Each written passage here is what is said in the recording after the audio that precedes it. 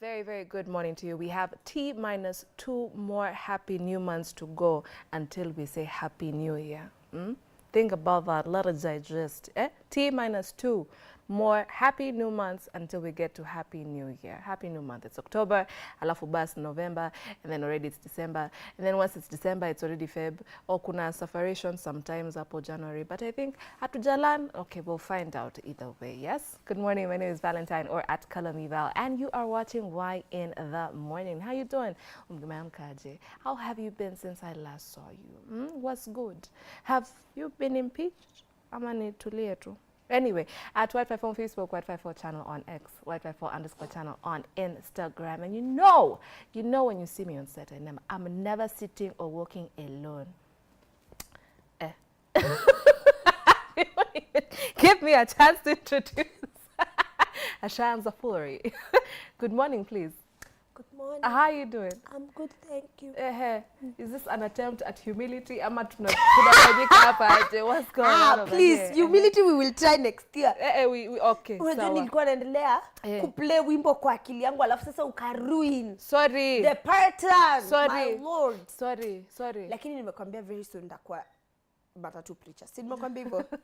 No, tell the people. Tell all the people. Yes, so just banters are behind the scenes as we're getting ready.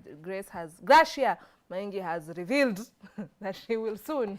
I am soon becoming a matatu preacher, guys. I am soon becoming a matatu preacher. Yeah. So ukiona hivi msichana ananifanyana usiseme ni ule ni kama ni mimi. Ni wewe. Ni mimi. Ni wewe. Ni mimi. So what has umeitwa what has transpired? What has brought upon? Guys, kwanza a very good morning to you. Karibu sana to Y254 TV. I've just realized that nimeanza na kuimba and then atasikuwa salimia. My name is Grace Maingi at Crusher Maingi on every social media handle. And then of course ni Wednesday. Sasa Vala amefanya hiyo wimbo nilikuwa nataka kuimba ikapotea. So moving on to my ambitions. Sasa nisimame kama venye politicians wanasimama alafu wanaekewa mic. Mheshimiwa, tell us your ambitions. Tell us. So say it's me. Yeah, guys, tulieni niwapange, tulieni kidogo. So, in case you see someone like me in a matatu telling you, Bibilia inasema. Just know it is me. Okay. So utakuwa unaifanya kuanganya ndio maana una shout ama kwa gari kubwa uko kwenye uko mbele alafu you know the way I'm short, so I'm wondering if ule mtu uko nyuma atakuwa ananiona. So unabeba kitu ya unakuwa nabeba mpaka stool. Okay, ya kusimama. Na unajua gari inasonga. Exactly. Okay. Alafu ushaiona venye gari ufanye unaenda hivi. Ushaibeba excess kwa gari ya kusimama. Let me tell you, Chronicles of Villa Kenya. Hey, it's never a dull moment to our international people. Squeezy by there to stream live. So we have audience from everywhere. So in case you didn't know, to stream live. So our international audience, please, it's never a dull moment being in Kenya. It's not. It's let me tell you something. You know, you see us here in Kenya, we use taxi and then we stand and hold that chuma. It is never a dull moment in Kenya. Let me tell you. Na mimi ati ndio nauzwa. Tunafaa kuuza huyu. Guys, Bambi, Banange, let me tell you something. You stand in Kenyan taxis, then you're standing inside, and then like this, like that, you find yourself outside the matatu. Taxis, and then you also stand. In Uganda, they call them taxi. In Kenya, we call them matatus. But then when you're standing in that matatu, if you're not standing what? You find yourself outside. And you don't know how you found yourself outside. And you are paid to be inside. Exactly. So kidogo unajipata out. But anyway, nimekumiss though. Hata mimi nimekumiss bana. Tulisema tufai kupatana tu Wednesday peke yake. Wewe ndio break promise. Ni huyu. Unaona sasa tungekuwa tumejirecord, we have now things to say. Msichana mrembo kama mimi, kitu gani na kufanya usihubiri kwa matatu? As you are saying, I give up. I'm done, guys. Hey, wacha nikushow. Ni mimi ndio niko. Ulikuwa unanipatia story ya ule mtu wa Which one? Nimekuambia story mingi leo last week. And the day has just started by then. The day has just, I can tell you we've been seated here for 20 minutes. Less than 20 minutes there about. Tuseme ukweli, we've been together for almost an hour this morning. Yes, this morning for almost an hour. And the story I have given her, mpaka sasa inaanza kurudi kwa books. Haya, tuanze na hii swali ndo tuende hapo. Unakumbuka mtoto mwenye alikuwa na trend, mwenye alikuwa anavaa suti, alafu ni kahandsome kama mashavu. Asema, mimi, unaona mimi, as long as niko na mavazi, akina kapenda, sijui alienda wapi. Rudishieni value ya mtoto. Bana, mtoto alikuwa ananipatia saa kingine ya maisha bana. Anataka huyo mtoto.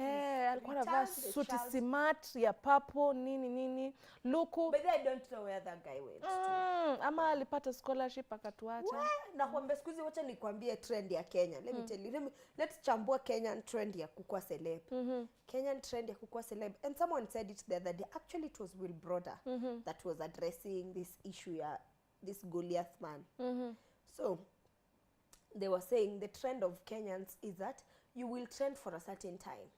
And if you do not know how to make use of that time you have trended, kweli. after a while Wakenya watakusawa alafu wakuzike by the way. And then they will move forward to the next thing that comes up and is trendy. So you have to keep remaining relevant, because if you're not, I mean, we will forget about you and move on like so ndo maana simple bana struggles. Mimi sijasema kitu, nimefanya tu kuanalyze situation. Hata ukikuwa celeb kesho, ujue if you do not find things to keep you relevant in the market, we will forget about you and move on to the next thing. Githeri man came, he went, watu wa kutingisha kiuno wakakuja wakaenda. Haoni akina nani? Nini tena haoni akina nani? Wa kutingisha kiuno? Nakwambia. Talk to me direct. Don't cut corners. Wewe unatingishanga kiuno? It's a good question. I don't understand the question. Your Honor, I don't understand that question. Anyway, so I'll tell you what wakutingisha kiuno walikuwa ukoona wapi huko? Wale watu wa Okonkwo. Moving on swiftly. Yeah. Huyo hakuzikwa though. Huyo alienda nayo. Like I'm just saying, but you see alisonga naye akisonganga. And that made her become relevant for us. But sasa sahi, I mean tuko kwa Goliath man. I'm thinking there's someone who trended for a while the other day. Like ali nini, but sasa. But anyway, wewe ukijipata umeomoka ujuangi unaomokea side gani Kenya, na ujuangi unakuwa siku hizi hata TikTok, nimesikia TikTok celebs ni celebs pia. You know, wale watu. They are very big deal, my guy. I've heard that, but they didn't know me. Like, okay, so who are you? And okay.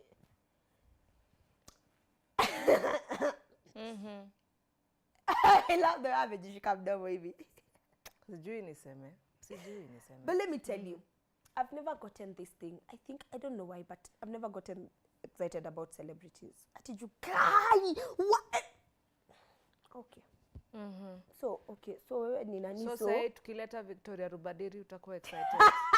That is what you are saying. Unaona sasa. Nishikilieni nisichape val. Nishikilieni. Open ukweli my guy. Open ukweli. Okay. But you see the crazy hey, we need to take selfies nini, you are following sijuzo kwa hizo vitu za kusainiwa autographs. I find them very childish. Okay, I'm sorry to everyone that does that. No, but let me tell you, unaona from childish. No, let me tell you, from Nikitambo. By the way, from Kitambo, I've always been royalty, guys. Anyway, guys, watching half the things I say in this show in the morning, they are for entertainment purposes only. Disclaimer. Do not hold me accountable. Please. You know, I just realized the other day I need to make this disclaimer. Half the things, actually the things I say on this show in the morning, if it's between me and Val, they are for entertainment purposes. Follow at your own risk. User discretion. At your own risk. Yeah. At your own risk. Yeah, please. Okay. Sawa, ulikuwa So I was telling you about ule mse. Vile watu wanaibiwa siku hizi kwa mat. Remember your story nikikwambia niliona TikTok? Some guy alikuwa anatuelezea, he was saying on TikTok the new trend of stealing from people in a matatu. Okay. So beware Kenyans. I'll tell you two stories. That one and another one nilisikia fire station. because you and I very close. very close to us, very close. So this guy was saying, especially hiyo kitu inafanyika frequently, it's prevalent on Ngong Road, nini matatus. Please notice her improved English. Ni sawa. Yeah, continue. My lord. So it's prevalent on nini, on prevalent.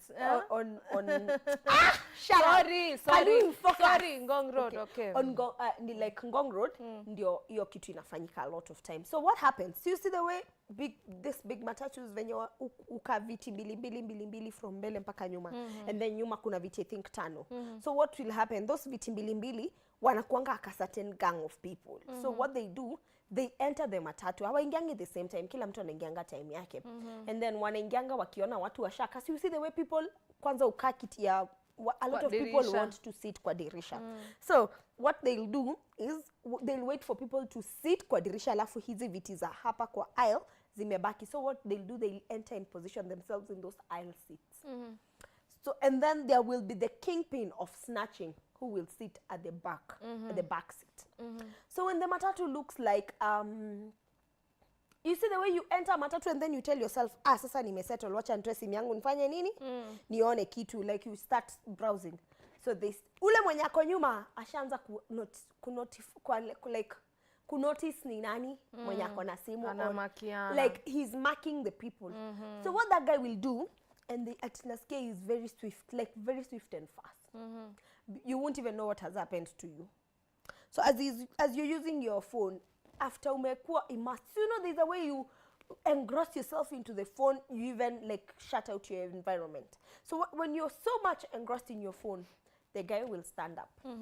The guy will stand, and I think sometimes they're usually in collision with the touts. That's what guys were saying. I don't know how true it is. Umesikia ni touts. Hey, guys, the type of msichana. Immersion. So they'll collide. A lot of times guys were commenting walikuwa wanasema a lot of times it's like they collude with the touts to steal from you, because what will happen, that guy will stand and he'll go snatching shua, and then anatoka nje ya mat. Hivi tu in a straight line, like, yani? Yes, si asha identify. So you see, he's been mapping, ashaona nani ni Tambo atoke hapo nyuma na afike mbele. Ngoja sasa nikueleze the process, how it works. So he's gone snatching. Snatching. Ancestors. He's gone snatching. Snatch his side, snatch ile side, snatch. I think maybe he'll snatch about a couple, 1 to 3. Like zile zenye anaweza snatch. He'll snatch very fast. Like you see the way they snatch. So what will happen, after he snatched, he shook as the mat. Akishuka chini, akifika chini, by the time so you see the way the first thing, simu ikienda unatafuta nani amekuibia. Like, so you want to follow. So si ata snatch mbio na afanye nini? Na ashuke chini. So akishuka, ukitaka kuenda kumfuata, huyu mwenye amekaa hapa anakublock. Anasimama ameangusha kitu. Exactly. They distract you for a minute.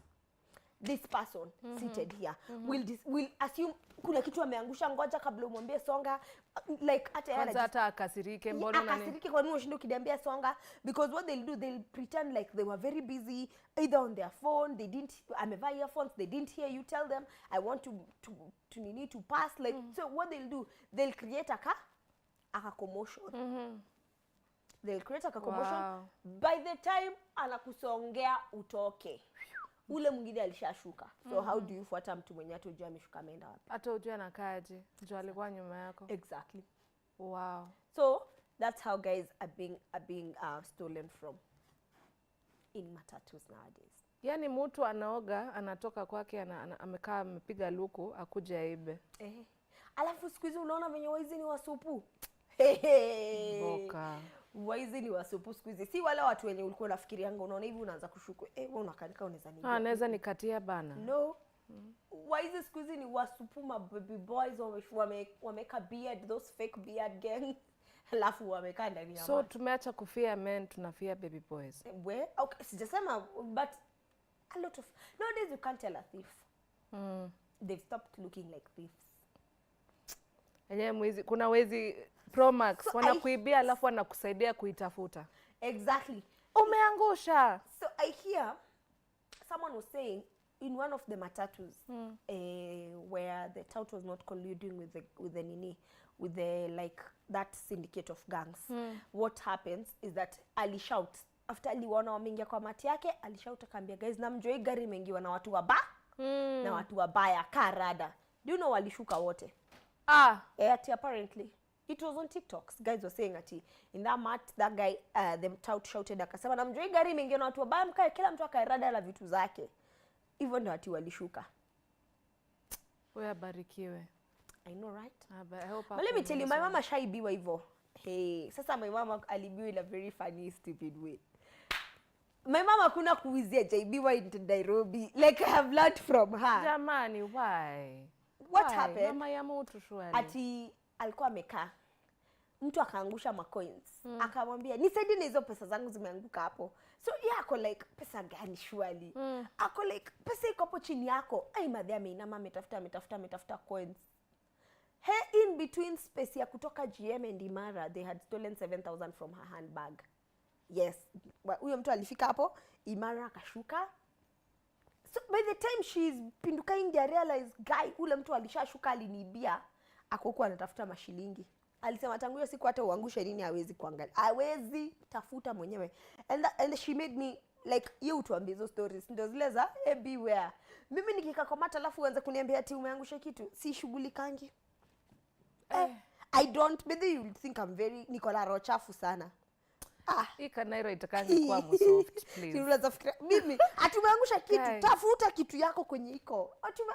Ngoja afanye hivi, ngoja nishuke utafute hiyo kitu unatafuta. Nakumbusha ama nikiona mtu amekaa kwa mat alafu anakaa weird kabla ashuke mat. Ni uangalia bagi yangu kila kitu iko. Hey. Do you know, let me tell you, I love sleeping in matatus.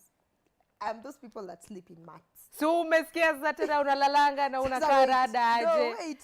I'm those people that will sleep, but before I sleep, everything that is precious. Hata tu nikucheke, but hata mimi nakuanga nako kamfuko. Everything that is precious to me will be inside my body. Then sasa wanaweza chukua hizo zingine ni sawa. Beba bag hapo ndani utapata tu vitu za kukula kitu kile. Bora simu yangu kwa mwili yangu siku hizi kwanza M-Pesa ndio inafanya kazi. Wewe enda tu na hiyo bag kula shida. Everything that is precious to me will be within me. As I knew, mimi huwezi niguza mbele. Kwaka tu nimefunga wacha hivi. Why you hard? Tanaambia kama kitu yako iko ndani ya mwili yangu. Is this your phone? Sorry. Does it look like yours? Oh. By the time yeah, fire station sasa. Sasa the other time a fire station. Today we are just telling you to beware. Last week we were talking about phone etiquette. Today we are telling you be street smart. That's basically what we are telling you. So fire station, the other day I was shown a clip by someone akinionyesha vile watu wanaibiwa hapo around Koja fire station in CBD. So this lady ameshuka, she was walking, alikuwa tu kwa biashara yake. And then you will notice that after 4 p.m, see that's the time that hawkers are usually allowed to be able to do selling and you know. Inaitwa Inama Boutique. Yes, that is when Inama Boutique opens. Okay, so Masaya Inama Boutique as well calls it. Hey, okay, new vocabulary nimepata leo. So as Val calls it, so that lady, your time ya Inama Boutique, she was walking from Koja. She was walking into town. Was she walking into town or walking to Koja? One of the two, I can't remember which one. I think she was walking towards Koja. And yes, she was walking towards Koja, yes. And she was going to buy something around Koja. So you see there is a space between Eastmart and Koja, where hapo ndio fire station, where there's usually a lot of Inama Boutique sellers. So alikuwa anatoka hii side. So alikuwa anatoka side, yes, Eastmart. Anaenda Koja. So she realizes amefika Koja. And you see, one thing that usually annoys me is this habit ya hawkers kukushika mkono kukuvuruta, or it's this habit ya wanakuwekelea nguo. You've seen that, si ndio? unatembea tu hivi kwa streets, mtu amekuwekelea nguo alafu anakuambia sister nunua ako. I'm like okay. Hey, una mtu ameniguza roho. Nails. Hey. Sasa umetoka kutengeneza nails. I know. Nails. Ukimalizana na nails, haujamaliza hivi ushavurutwa hivi. Unapokuja uone sister, ni bei rahisi kuja uone. Sasa umevurutwa uko like lashes, makeup. Huwezi niambia bila kunishika. Mimi uko hivyo. Mimi by the way uuliza. Mwambie kuna siku moja niliambia mtu, nitakuchapa kofi. Na Grace is this tall. Grace bila kwaka hivi mrefu. That's funny. I told that guy, nitakuchapa kofi. Wacha kunishika kaniambia kwenda huko. Kwani uko la. So you know the way they to see what say. Mimi uko maybe either I'll tell you nitakuchapa kofi ama nitakuuliza. Uwezi niuzie bila kunishika. That's what I ask. One of two things. Either nitakuchapa kofi or uwezi niuzia kama sijakujanishika. So the lady is walking back to our story. She's walking towards Koja. Amesimama hapo inaitwaje? Akitembea. Someone akamshika. Akamvuruta.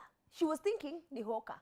Then she realized mtu mwenye amemvuruta hana nguo, hana anything, he's not selling anything. Amemvuta tu. Oh, okay, her baby nguo. A baby nguo. Hey, wait, be specific, eh? Oh, they were not naked. Hey. No, he was not selling anything. Well, I need to give the story in English. This guy was not selling anything. So he held her hand and then pushed her side. And he's pulling her, and then everything, what he's telling her, relax, madam, relax. Madam, relax. She's wondering, where are you pulling me to? You are not selling anything. Why are you? And then she realizes the father he's telling her, madam, relax. The father he's pulling her from the crowd to a secluded place. So unaona hapo ndani ukienda hivi ututuchom. Yes. And then so she was like, she realizes that kukona like what type of day is this? Anasema ni jioni 5. Like it was not usiku, the ni sun mchana. is still out. The sun is out, people are walking. Ati amevurutwa. Huyo mtu anamwambia relax madam, relax. So she was like, hey, who are you? Aka notice that ameanza kukos commotion, watu wenye wako penye anamvuta, people that are around there ni watu wanafanana na huyo chali. Like they look birds of the same feather. They look together. They look together, yes. So I realize watu wanafanana. Akaangalia akaona hakuna mtu mwenye.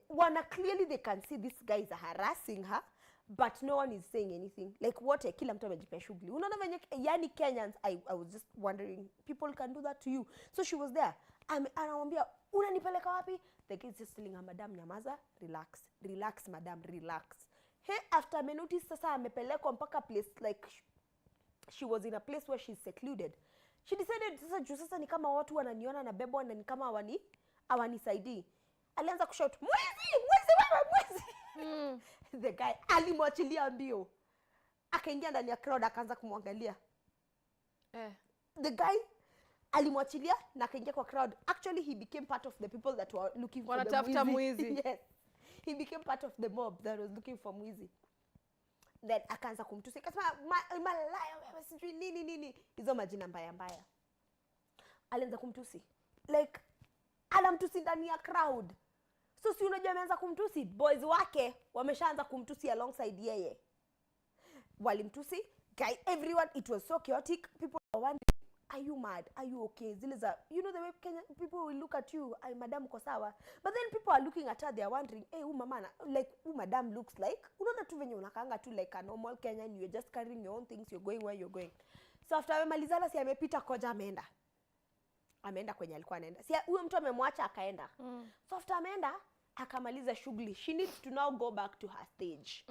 Akirudi stage ati anarudi sasa. She's now walking again the same route back to Odeon. You've got it. At first she was going to Koja. Hakuna kutumia route nyingine. Sasa ngoja. The second time she's going back to Odeon. After akitembea, aka notice kuko na mtu akona nguo anamfuata. So someone now genuine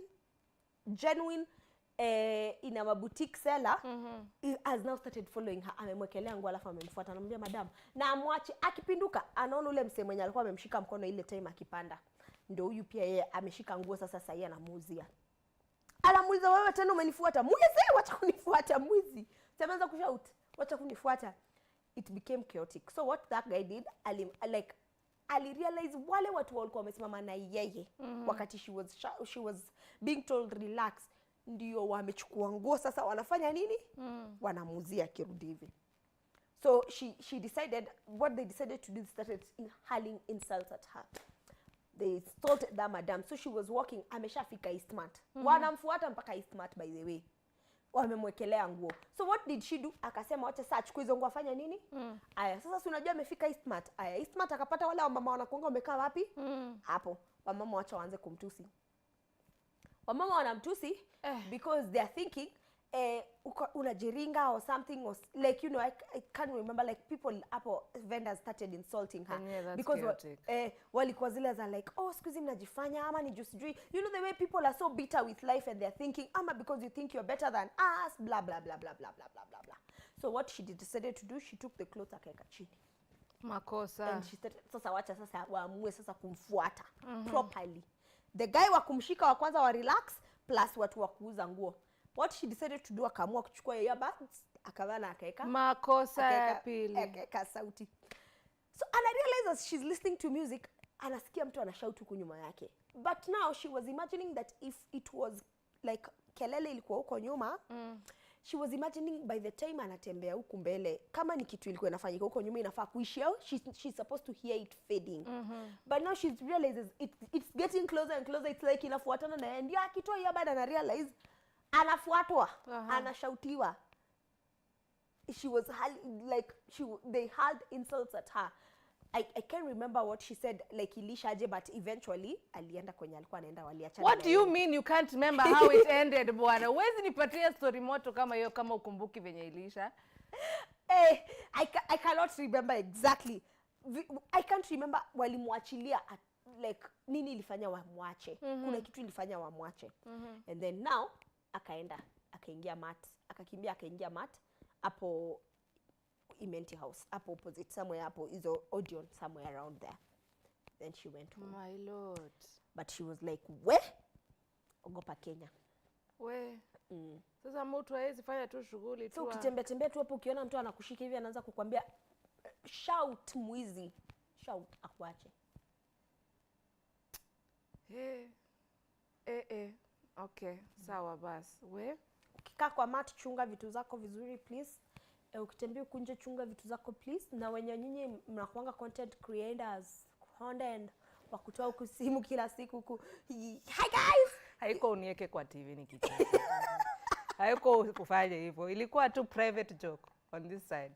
So, you know, the other day I was in this, I don't want to call it, I don't want to name it so that it doesn't look like we're giving them free marketing. But I was in this one of these Chinese malls. This ones that may come up, there's a vitu. Nimeingia ndani. I think I am yet to get used to this content creation thing. I am not yet used to it. Nimeingia ndani ya store. Madam ako busy. Guys, you can see this, ni pesa ngapi? Niko like, we ulitoka tu nyumbani. Kakuja kuchukua. Mboka ni mboka sis. But let me tell you what made me appreciate it. Let me tell you what made me appreciate it after like zile za okay, what are you doing? Like then nikakumbuka, if not for a video I had seen on TikTok, I would not have gone to that place. So let me keep quiet. Let me shut up. Appreciate. Sasa hivyo nilinyamaza. But I am content creators mko huku nje mnapiga videos huko town, please chunga vitu zako. Usi create content alafu content iende hivyo. We you have succeeded in sijui kama hiyo ni kustuka. I'm not sure what has happened, but I feel like she has succeeded in doing exactly what I have demonstrated. We no, I also got shocked hiyo siku yenye niliona hizo vitu. I was like, we kwanza mimi hiyo fire station nashindianga somewhere around there, so I was like and that route she was, that is my route. I've told you, niliambia mtu hapo ndampiga kofi. that ako kwa barabara tu, we be careful. Ukiangalia mtu akikufuata hivi, we go pita na yeye. Usiogope. Pita na yeye. Ama shout mwizi. If hauna nguvu ya kupita na yeye, shout mwizi, atakuacha. We But then again, we just need to be careful. Not everyone is a good person. Yeah. No matter how good they look. Yes, not everyone is a good person. Mimi kwanza sahi watu wa kuniongelesha town mimi siwezi kubali. Atuniongeleshe tao. Ati unaniuliza kama direction, enda uulize uko security. Kama ni fan amekuona kwa TV. Siwezi. Mimi okay, sawa, I'll say. But unaona ati wale watu wanakanga kama wanataka kuuliza directions. Mimi mwenyewe nikitaka directions naulizanga police officer in town ama nauliza security. Juu sasa nikusimamisha hivi alafu nikupulizie kitu. Me know my lecturer while back when I was in undergrad. Nakwambia stories za Grace wazishi. And we need to play game. First finish the story. So I know my lecturer in undergrad. She was teaching us. And this lecturer alipuliziwa kitu. Wakatoa pesa yake kwa M-Pesa, wakatoa Equity, wakatoa wanatoa aje you need. Unawapea you information. I don't know what those guys do to you. I don't know if nikifumba macho. Washiona zile pesa zile zinachezangwa hivi.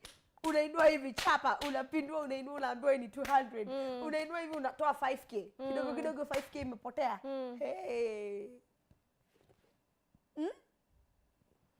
Yeah. Hiyo kifumba macho ni kama niliacha kubai nyanya Marikiti. Hey. Let me tell you. Marikiti watakufumba macho. Utaona zimepangwa hivi ni 10. Kwa karatasi yako ni 7. Let me tell you how they do it. As we finish this, we go to games. Let me tell you how they do it. Hey, ushaibai kitu hata si Marikiti. That made me by they not buy vitu kwa. Do you know, hiyo kitu linifanya, there are things I don't buy kwa streets. There are things I totally do not buy kwa hizo vibandas. I would rather buy zenye zisha. Unaona zenye ziko packaged already kwa nets. Just buy that and go. Hii kitu ya kupimiwa ati ilipangwa hivi, imepangwa mlima, imetoka Mount Everest ikishuka chini Kilimanjaro. They usually panga. Nivenye hii kitu ilivenye tu limekaa chini. Ningewaonyesha vile wanapiganga magoti wakiwapangia hizo nyanya. Wow. Aba I know them. Unaona nyanya zimepangwa hivi, zimeteremka hivi mingi. Zikiingia kwa karatasi yako. It's a different story. You need to ask them. Di shimo ama no. Hazijisikii kufungwa ama. There are 2 tactics they do it. I wish I had a way. No means no, but I wish I had a way. I have a paper bag in my handbag. I would have shown you. Venye wanapanganga. So what they do, si ndio karatasi wanaingiza vitu ndani. So what do they do? Wanapanga zingine wakirusha inside. Ala. Yes. They'll pick, you know the way wanapika alafu wanakupigisha story. Unaona hii nyanya ni mzuri sana. Ameka moja, ingine imerushwa kando. Hakuna kuweka kama nini waru venye wanaeka ngatishwa alafu. Hapana, see, that's why I'm telling you. Squeezy, I'm only buying things that are packaged. Either iko kwa ndoo iko. Lakini hizo za ndoo huko ndani sometimes unapatanga ni space. Ushaiona vile zinapangangwa? Ama ni mawe. Ai, wachana na mawe. Mawe unaweza kosa kupata mawe maybe kwa makaa, lakini kwa waru. Umekapitia sis. Umekapitia. Kwa waru. Baby, by the way, do you know what I do? When I buy viazi, let me teach you how to be street smart today. Today I am teaching you how to be street smart. When you buy viazi, maybe personally, I don't buy viazi zimepangwa already. I tell you, inamisha zote nipange. I do not mind paying an extra cost. I do not. Nataka kubwa. So utanipangia zile zenye nataka. Ati madam, hii ni 120, hii ni 150. Sawa, nipangie 150. Kwa sababu 120 unajua ndani umeka space. Na zikweza white. Excuse me. Baby, by the way, unaona nikibai viazi, I'll tell you, inamisha unaona hii sitaki nichagulie zangu zenye mimi nataka. Nataka kubwa zote, size zote. Me I can't be cutting myself nikichonga tu viazi tunatoshana hivi. So, I want big potatoes. Nikate mara moja. Moja imetosha kukula peke yangu. So alafu wanakuanga wajanja, wanakwambianga tukikupangia ni 150. Tukikuwekea hii ni 120. Okay, sawa. I do not mind 30 bob, I will add. Panga for me viazi. Okay, anichagulie zijae, aniwekea alafu niongezee tu ile. Hizo I will rather pay for that. 120 ndani unapata tule viazi tutatoshana hivi na bole ya macho yako. alafu huku juu ndio umepangiwa, alafu huku katikati there's a way they usually arrange them. Wanaziarranging hivi ni kama ni dice. Huku katikati kuna ukitingisha hivi hiyo bucket, kila kitu inaingia ndani. Hey. Space. So I was telling you about the second tactic. Benja atanifukuza kwa hiyo. Ni sawa, tumalizie hiyo second tactic. Guys, I hope mnaandika notes. Ni sawa. I was telling you about the second master tactic. Class. Ya kupimiwa nyanya na hizo fruits zinakuanga zimepangwa kwa streets. So they'll put kando. Either wataeka ndani na wanaangusha ingine kando kama hauoni. The second thing, if they won't do that, what they do is wakianza kupanga, wanachukuanga, alafu anakaa naanguka. So ushaiona amesquat. That's why I wanted to demonstrate for you. So what they'll do is they'll pick, as they pick, si wanaingiza ndani ya karatasi. So akichukua, si amechukua kama 3, akiweka anakaa naanguka. So akianguka, anashikilia, si unaona venye unakaanga ni kama umeanguka, so unashikilia floor. So akishikilia hivi floor hivi, hiyo floor akishika anaacha moja chini. That's na kuna mahali zinatupwa huko ndani ama unaona vile wanakuwa wamepanga. You know how they usually arrange those nyanyas. They usually arrange them. Tumesoma ni soko gani? Hizi soko zoko kwa barabara hizo za town. Marikiti, these people that sell vitu huko, like we also buy vitu from people who sell alongside even our streets genuinely. Easy Moi Avenue, Tomboya, those ones. Be very careful. Kwanza nyanya, especially they are very prone na nyanya because nyanya ni smaller fruits. It's not like oranges uliona ni 5 watakuwekea 5. Yeah, these smaller fruits, to passion, to sijui what uto, you be careful. Watakupangia alafu wakati kama anaanguka ndio moja imeanguka, wewe kuone ikianguka imeingizwa hapo chini. So what they do, wanapanganga hapa mbele alafu kunyuma si wanakuanga wameweka zile za apparently wanakuongeza na ndizo wanarudisha. Si unaonanga hapa nyuma kuna kuanga ya mingi zimemwagwa, zinakuanga zikisemekana zinapangwa na za kuongezana. Yes. That's it. That's it. Hey, Grace. We, wacha kwanza tupumue tu kidogo on behalf of Grace. Be street smart in Nairobi. Hey, si kila mtu brother yako. Grace is giving tricks and measures of how to survive Nairobi. Kanairo is not easy to live in, eh?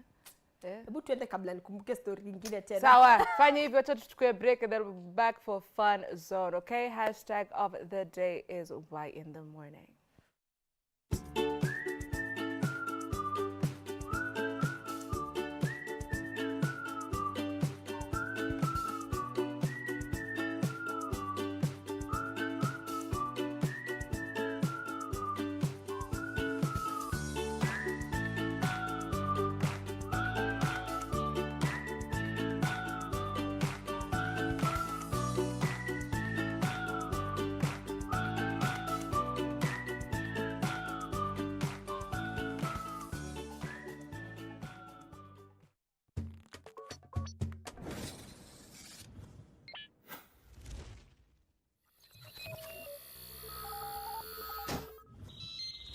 Y254. Imagine. Hello, my name is Valentine, or at Color Me Val, and I'd like to introduce you, to present to you Why in the Morning, the littiest breakfast show in this here city, in this here town. But please don't believe me. Do not take my word for it. Watch us Monday all the way through Friday, 7 all the way through 10 in the AM. Now you can find me either on Monday talking about youth affairs, or you can pick me on Wednesday talking about a social Friday where we bring your, or even better, hashtag Social Friday, where we bring your weekend on a weekday. Either way, you're stuck with me, and I like it like that. Hashtag is Why in the Morning.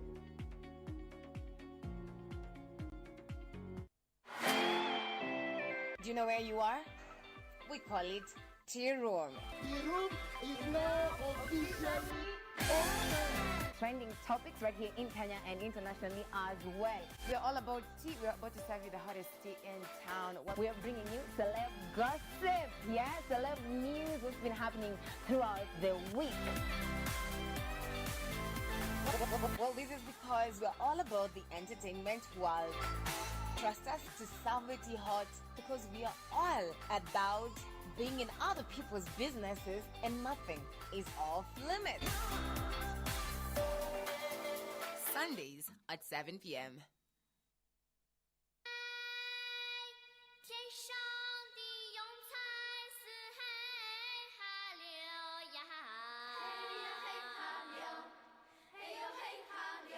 那个地上的呀雨点儿呐呀流，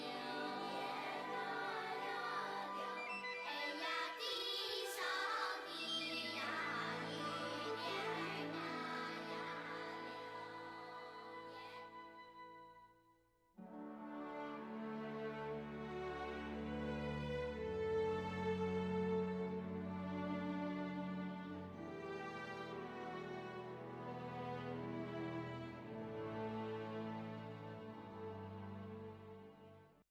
Chemi za uongo, stories za jaba ndo tingize ubongo, ndo bebe kawaletikiza kamongo. What's up, everybody? Have you heard of Bounce Nation? We are the latest, most stand-up show in 254. You know how we do each and every Tuesday, Thursday. Mad vibes, mad music. When you see this face, amazing vibes, pure niceness, mad music. Now always kumbuka wewe ndoko in full control. I'm unavailable. They know they see me.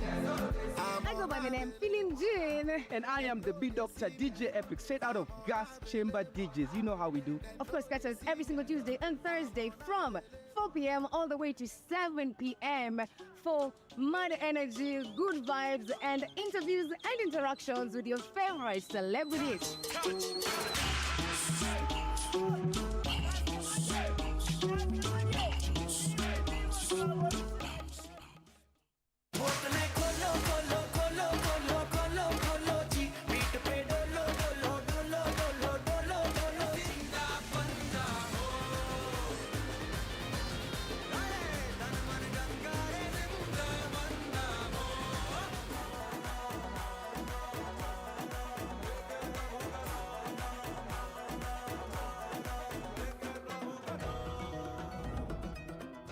Shining in the setting sun like a pearl upon the ocean. Come and feel me, oh feel me. कुछ कुछ होता है क्या करूँ हाय Feelूं है पीने का मौसम तेरे संग इश्क तारी है. This week on The Buzz, we take a look at how owners of vintage cars maintain their rides at the Concours d'Elegance. You know strong, make you differ take you. Mungo no me dead yo. Ryan Murphy is back with yet another series, and this time around, he tells us the story of the Menendez brothers. Like an incredible soap opera. Jose was a successful businessman. Kitty was the caring mother. 2 boys. We highlight the life story of actress Viola Davis. I see a line. And over that line, I see green fields. The What Jesus family is expecting their 3rd child, and we have all the deets. She's my Let's catch up on Wednesday at 7:30 p.m. with me, Eve Nyaga, for all the entertainment news. Got a fetish for the money, yes sir.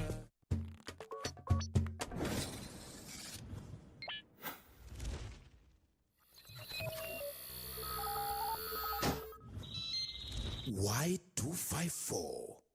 Imagine. Time, weather, and Welcome to a place where words come alive, emotions unfold, and the magic of poetry takes center stage. Walk with me. Yesterday I tripped over my self-esteem. I landed on my pride and it shattered like an iPhone with a broken face. Now I can't even tell who's trying to give me a compliment. Nilichokosa nilidhani ni uhuru, kumbe nilijawa ukalulu. So dear God, mimi nataka kuwa used by you because I believe nikiwa used na binadamu nitatokwa na nitangazwe. Jemas kwa world yenye kila line ni jani na kila stanza ni revelation. Uko weak, hadi mahali kuna jina nguvu ni kwa national anthem pekee. It is spoken. Identity. You ever get the feeling that you're like 2 different people? Love. I think about you too. Lust. Happy birthday. Friendship. You guys are my family. Whoa, what is this? Escapades that annihilate our innocence. Forbidden passion. You need to stop sleeping with girls my age. Everything has a price when we live on the fast lane. I just wanted the job so badly. Adventure. Fear. I thought I was safe. Betrayal. I have to go. Ty! Secrets. What did you tell you about me? Nothing. We all need someone to look out for us. I would definitely let my partner know. To protect from regret. Shock. Better safe than sorry. I want us to test. This is a story of the young and restless. I love you, Nairobi! The hungry. But I want more. And free-spirited. Sometimes sweet. Sometimes sour. Sugar. Coming soon on Y254. The young generation awakens on Y254, the leading youth TV station in Kenya. We treat you to current affairs, entrepreneurship, health, and human interest conversations. It's art, it's culture. Movies, gossip and trends, sports, Drama! We bring you a vibe like no other, straight to your living room. to keep you informed, inspired, entertained, and most of all, refreshed. We are such a vibe! Y254. Imagine. Are you a talented artist? Or are you passionate about a topic you want to discuss? But money can be very hard to find for an upcoming artist. Don't worry, Studio Mashinani has got your back. Sign up on ajira.co.ke to book a session with your music and video producers across the country. Work on your music, jingles, spoken words, and even podcasts to realize your dream. All for free. Studio Mashinani, Radani Talent.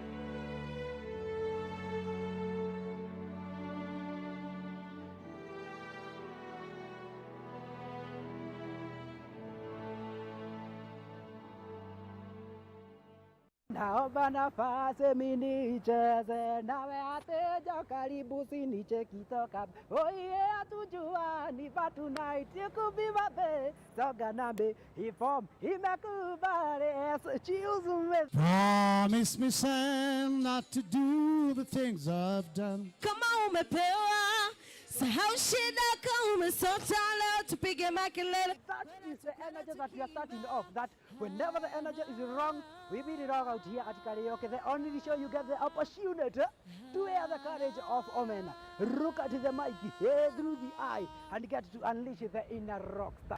I am Lion Zion, yeah, I'm on the rise. Every Saturday at 10 p.m. And I repeat, on 6 p.m. Hey, with me, Professor Kamau, kijana aliye na uzoefu mithili ya shilingi kwa ya pili, on your number one youth channel station, Y254. Imagine!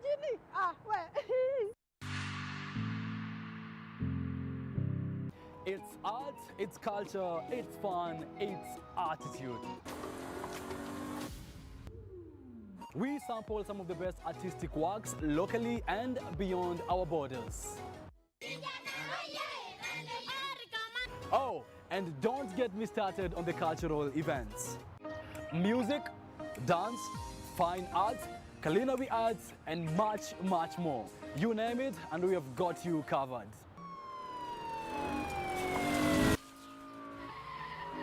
My name is Kevin Kasioki. Please join me each and every Friday at 8 p.m.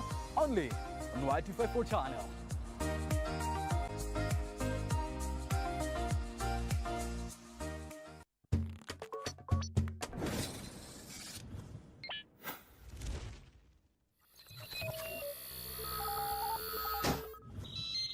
Y254. Imagine.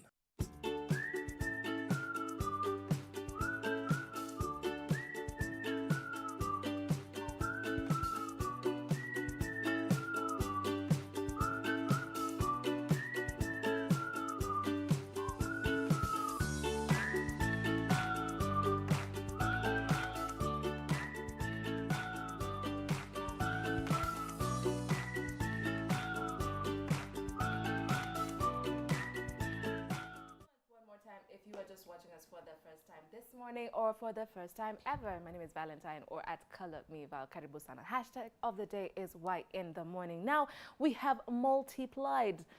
Some people have also multiplied in this world. You know, some people, you know, every day is a good day to multiply. So even here on set, we have multiplied. We started as myself at Color Me Val, and of course the lovely Grasha Maingi, and now we have introduced this one.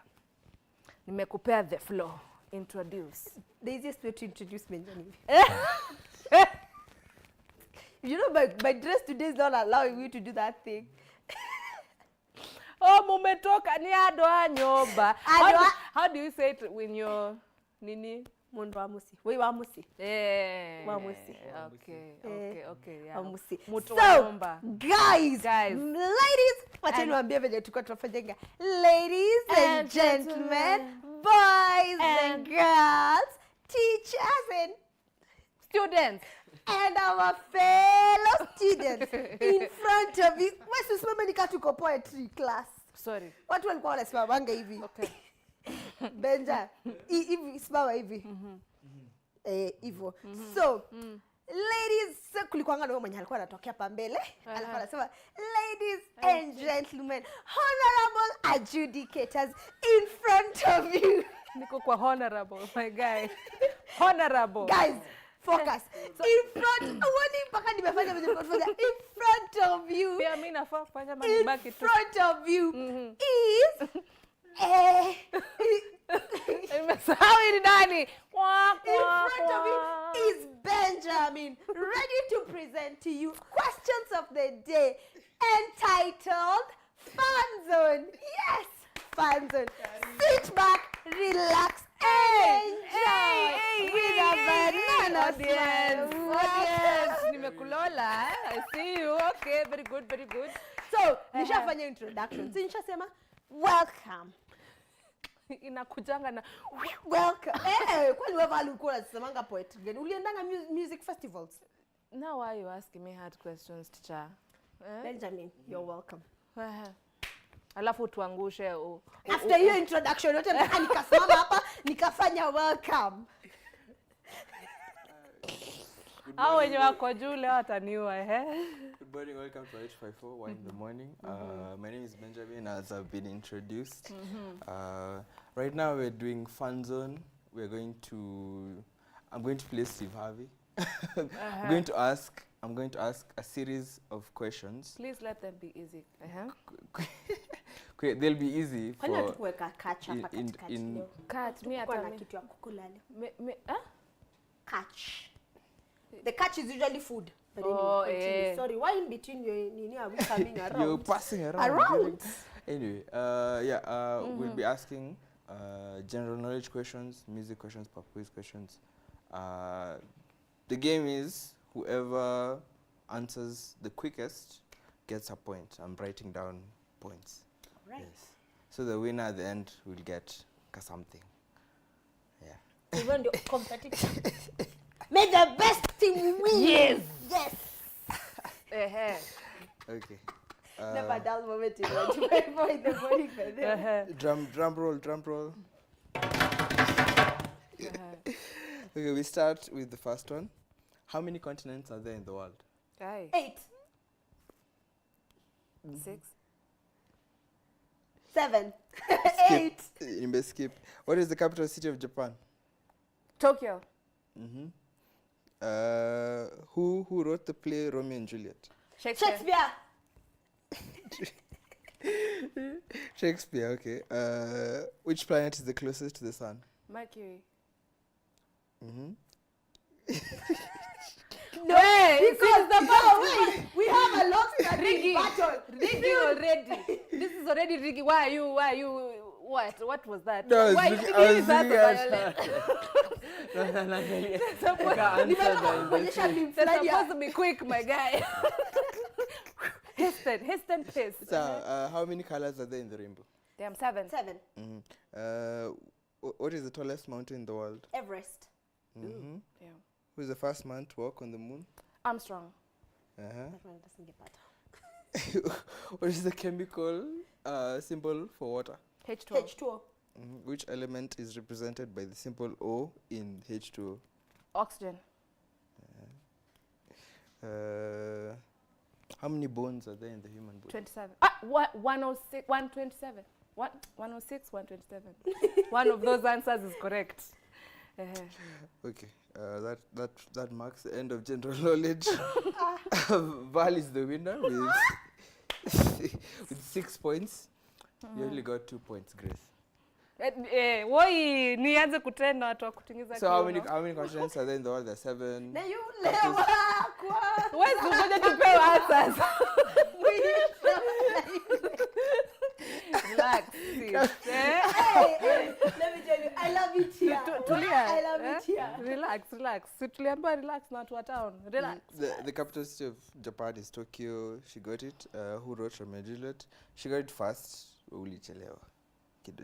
Chelewa utapata. Wewe pia unaanza kuimba. Hata huyu amejoin music festivals. Planet closest to the sun is Mercury. How many colors are there in the rainbow? There are 7. Tallest mountain in the world. That one you got it. It's Everest. First man to walk on the moon, Armstrong. Chemical symbol H2O. Chemical symbol of water is H2O. The element that is O is oxygen. Hiyo ingine ni hydrogen. The bones, the answer bones. How many bones? Oh, bones. How many bones are there in the human body? There are 206. Damn. See, Yeah. 106, 206. No. Close, so close. Yeah, but yeah, you're close. So close. Oh, 106 na 206 ziko close. Bora kuna 06. Wewe ulisema nini? You're close. You're close. Wewe ulikuwa music test mimi kusoma class. Ananitafuta guys. Okay. Ana atanipata. Wewe, continue sir. Okay, now we're going to switch to My lord.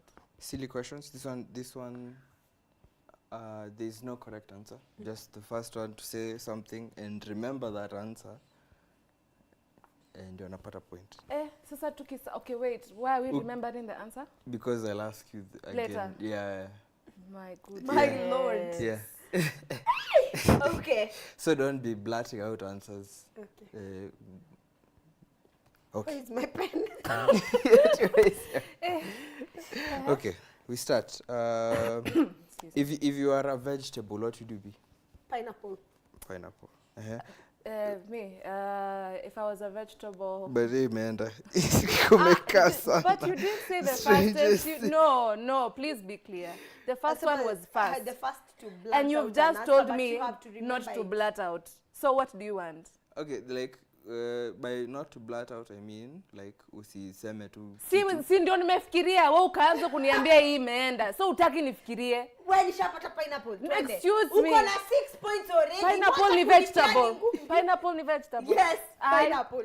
Continue. I bloody don't stop me. Alisema it doesn't have to be correct. No. Bora, you've given out an He answer told and me. you remember. He told me to think about it. Okay, Please repeat your rules. Let me clarify the rules again. So I'm asking silly questions. I'm asking silly questions. There's no correct answer, so you can say whatever comes to mind. But remember, the You need answer. to remember that answer. Yeah, But because there I'll was ask you no again. part where she was supposed to say it first or supposed to say first. You just said say something. Yeah, now there's that it's rapid fire questions. So whoever says it first gets Awe a nipe point. point moja twende. But Sawa. but Moja itafanya if- uchange 6 to 1. Sawa. But if she doesn't remember that answer, she loses that point. Sawa. Yeah. Okay. Mume collide. Sawa. We don't need to open the server. No. Nonsense. Ushaona huyo mtu anasemanga hivyo. If you- Focus. If you just joined us, you're watching White 54 1 in the morning. It's fun zone. We're about to ask some silly questions. hold on to your seats. But I've reset. What's that one? Since It's alright. there seems to be an issue. Okay. What is the strangest thing you've ever eaten? Snails. Snakes. What are you, man? What will be the title of your autobiography? She did it! She did it. What is the weirdest talent that you have? Whistling. Speaking. Speaking is a talent. Yes, well, what I do is about speaking. Okay. But this girl can whistle for life. For the world. Okay. If you are an animal, which animal would you be? Eagle. Yeah, that was close. That was very close. What's your favorite way to waste time? What? Sleeping. No, you. What's your favorite way to waste time? Sleeping. Enunciate. If you're gonna be asking questions, enunciate. Enunciate. Nishasema sleeping. Sema yako. Sawa. Spell enunciate. E-N. Says the person who's been telling me I have new vocabularies. Enunciate. Continue. What's your favorite? Her favorite way of wasting time is eating. I have answered for her. Nako tu sawa. But that's not waiting time. Yeah, okay. It's not wasting time. It's if you're a color, what color would you be? Blue. That's nice. Okay, now I'm repeating the question. Okay. The strangest thing you've ever eaten? Snail. Mimi sikusema kitu. No, okay. So umepata your point. The title of your autobiography? She did it! Mimi sikusema kitu. Weirdest talent you have? Whistling. Sleeping. No? Kumbuki yako. Sweeping! No, I said sweeping, bro. So you didn't even say it. Hi, nani yako? Because I said speaking. It is not speaking. Yeah, that's fine. He says speaking. Okay. If you are an animal, which animal would you be? Eagle. Eagle. Okay.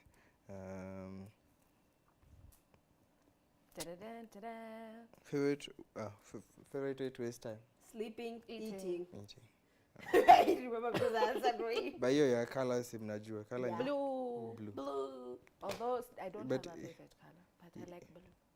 All shades of blue. Pia Vala ameshinda. Yeah. So continue. So okay. Vala ameshinda. Asijali nilimbebea kitu. Tuendelee. Tulimbebe. Yeah. Nipige lap ya kushinda kwanza. Lap ya kushinda. Wine between my victory dance. You're passing around. Okay. We're going to geography questions. Oh, no, skip. Ni lazima tufanye geography bana. Huna categories zingine hapo ndani. We are gonna fail.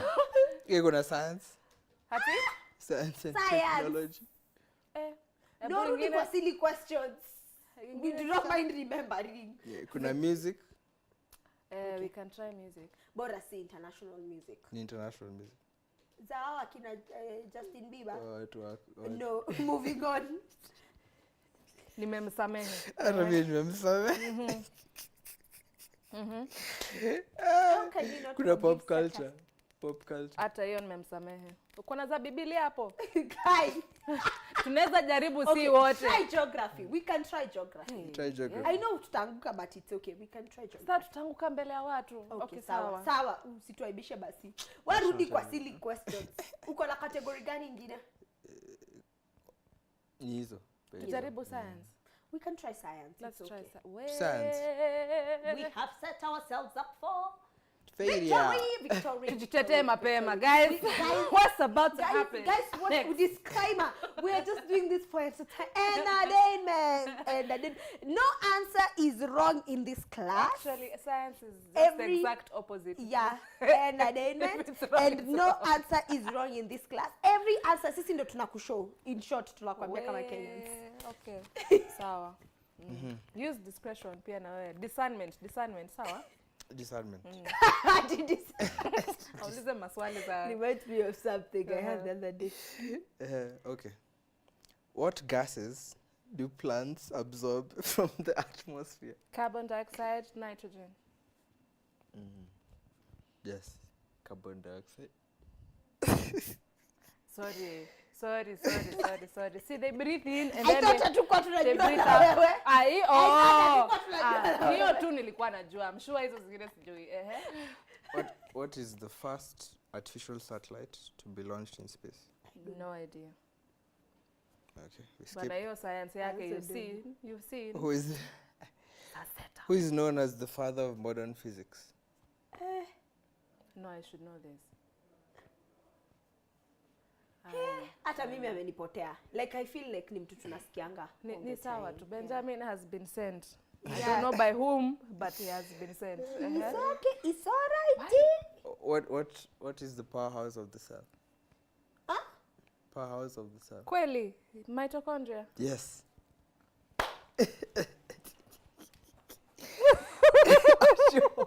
No violence. No violence.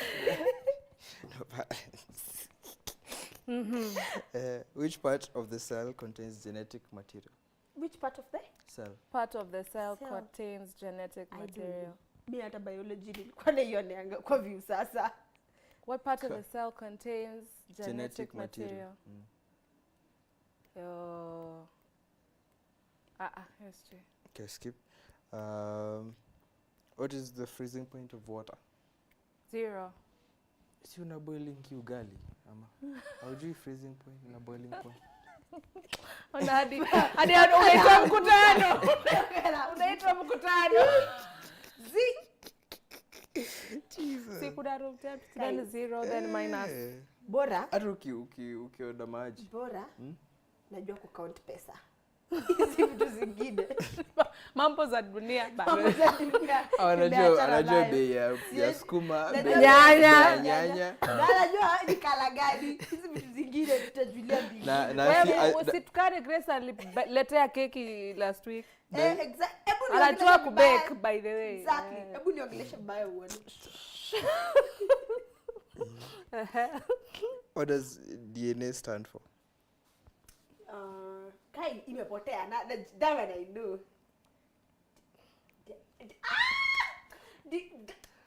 Sema. Deoxyribonucleic acid. Well ni kachopi. Wacha tusema akili ni nywele and mine is out today. Yeah. Okay. Who invented the telephone? I don't know. Oh, Bell? Yes. Yes, Graham Bell. That's not science. Yes. That's science. That is science. Okay. What type of animal is a dolphin? Dolphin. Yes. Mammal.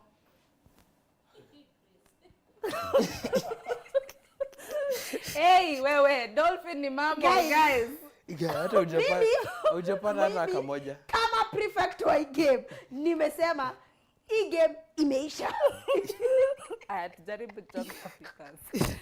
Me, as the custodian of this game, in fact, time is over, guys. No extending in this class. Sorry, bas. Tujaribu geography. So, okay, what's to spend majibu and then to do the next segment. Yes, Stay is not allowed to laugh. You're supposed to be neutral, my G. Titala nichekelea. Hujapata hata moja. Kata kabwe. Anyway, what guy usi Guys, nisaidieni kuinua hii meza ni wagonge tu hivi. Nonsense. Okay, so the guy so that you become educated. The gases a plant absorbs from the atmosphere, carbon dioxide. The name of the first artificial satellite launched in space is Sputnik by the Russians. Oh, Sputnik! Yeah. I should know this from friends. I really should. The father of modern physics is Albert Einstein. Damn. The part of the cell that contains genetic material is the nucleus. That's where the DNA iko. Okay. And then freezing point of water ni 0. Yes, 0. tulisema. Alisema. Na boiling point ni 100. Ulisema, si tulisema, nilisema. Sorry, I was trying to feature white, but now you see you're here refusing assistance. DNA is deoxyribonucleic acid. Yara mimi singepata. Next time. Yes, singepata mimi. Who invented the telephone is Alexander Graham Bell, yes. The dolphin is a mammal. A mammal. You are also a mammal. Yeah, that one I know. Focus. Twende the next segment. Ndio kutuanisha Grace bana. Nimwambia guys, next week mkikuja mpata niko kwa show peke yangu. Sina director, sina niko peke yangu. Mjue nilifanya ile kitu. Jana I was seeing another video on a very light note. But then this one is for entertainment purposes only. Let me give that disclaimer. I do not endorse witchcraft. I do not endorse anything like that. So the other day I was seeing a video. Yesterday someone sent me a video of our kamba wawili wanatembea. Sasa kama mimi na Benja for example. We are walking. Alafu Benja anza kunisumbua. Nimwambia Benja, wacha kunisumbua. Alafu namwambia na Kikamba, Benja wacha kunisumbua. Sema na Kikamba. Benja iko ndenia. Benja tukavoke na kwa ndenia. Wametembea uchalia msumbua ndio. Amewacha kunisumbua. Kidogo msichana akamfanyia hivi akakuwa mtungi. Guy. Check kwa mtungi. Yeah, be careful now. So guys, ukipata next week, Nicola weird props hapa ndani. You're on your own. You're on your own, sir. You're on your own, sir. I'm joking, guys. It's for entertainment purposes only. Nilijikuta hapo nje na kula nyasi. Hapana. Next segment. Bali kama ndabadilisha kweli. Nikipata penye naweza badilisha bala kwenda waambia next week. So guys, thank you for tuning in. Ameogopa kwa mtungi.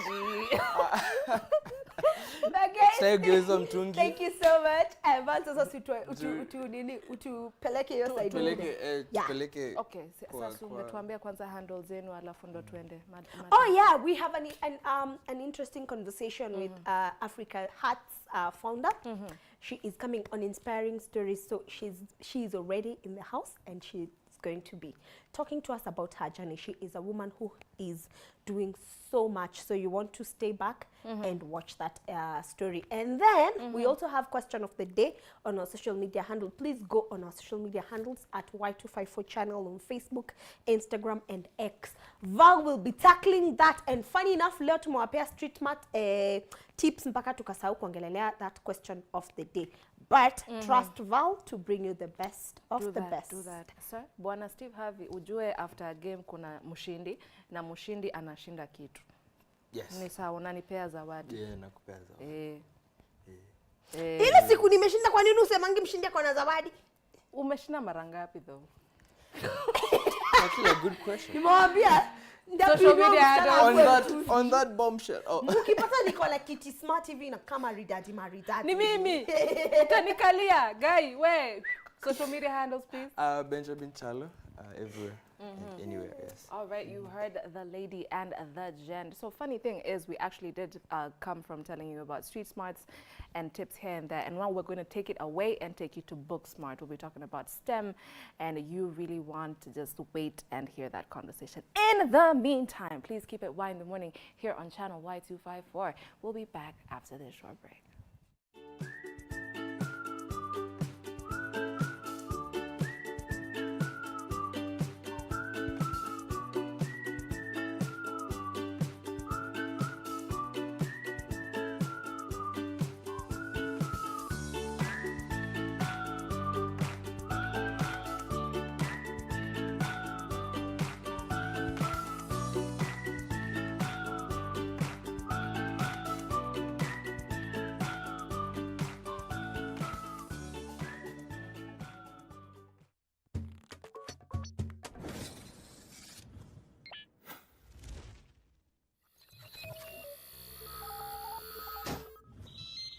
Y254. Imagine. Do you know where you are? We call it tea room. The room is now officially Trending topics right here in Kenya and internationally as well. We're all about tea. We're about to serve you the hottest tea in town. We are bringing you celeb gossip. Yeah, celeb news, what's been happening throughout the week. Well, this is because we're all about the entertainment world. Trust us to serve it hot because we are all about being in other people's businesses and nothing is off limits. Sundays at 7 p.m. 天上的云彩似海河流呀，嘿呀嘿河流，嘿呦嘿河流，那个地上的呀雨点儿的呀流，哎呀地上的呀雨点儿的呀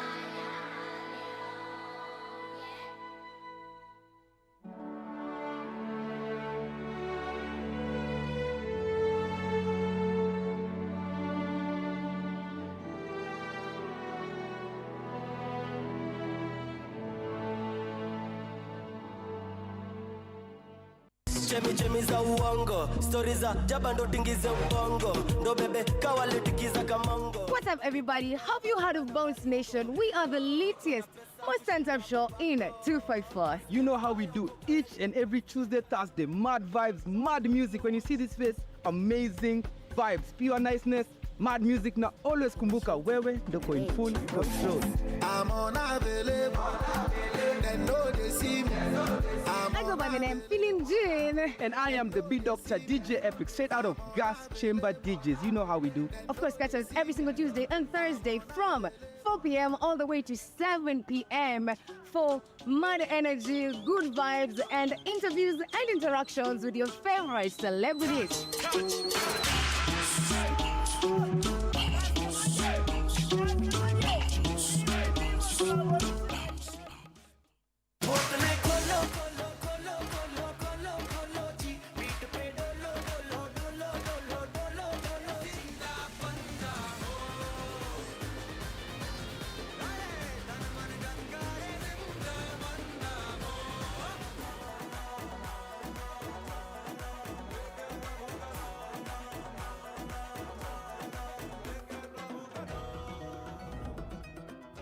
Shining in the setting sun like a pearl upon the ocean. Come and feel me, oh feel me.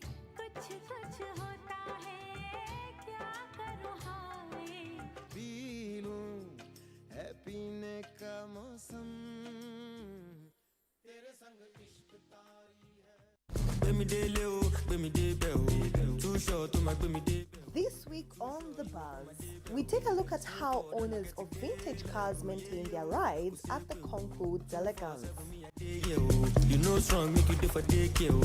Mungo no ori mi de can't you. Ryan Murphy is back with yet another series, and this time around, he tells us the story of the Menendez brothers. Like an incredible soap opera. Jose was a successful businessman. Kitty was the caring mother. 2 boys. We highlight the life story of actress Viola Davis. I see a line. And over that line, I see green fields. The What Jesus family is expecting their 3rd child, and we have all the deets. She's my Let's catch up on Wednesday at 7:30 p.m. with me, Eve Nyaga, for all the entertainment news. Got a fetish for the money, yes sir.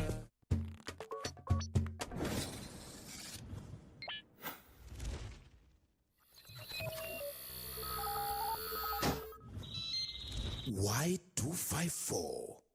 Imagine. Time, weather, and welcome to a place where words come alive, emotions unfold, and the magic of poetry takes center stage. Walk with me.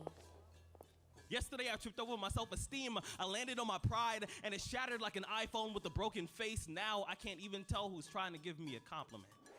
Nilichokosa nilidhani ni uhuru, kumbe nilijawa ukalulu. So dear God, mi nataka kuwa used by you cause I believe nikiwa used na binadamu nitatokwa na nitangazwe. Jemas kwa world yenye kila line ni jani na kila stanza ni revelation. Tuko weak hadi mahali kuna jina nguvu ni kwa national anthem pekee. It is spoken.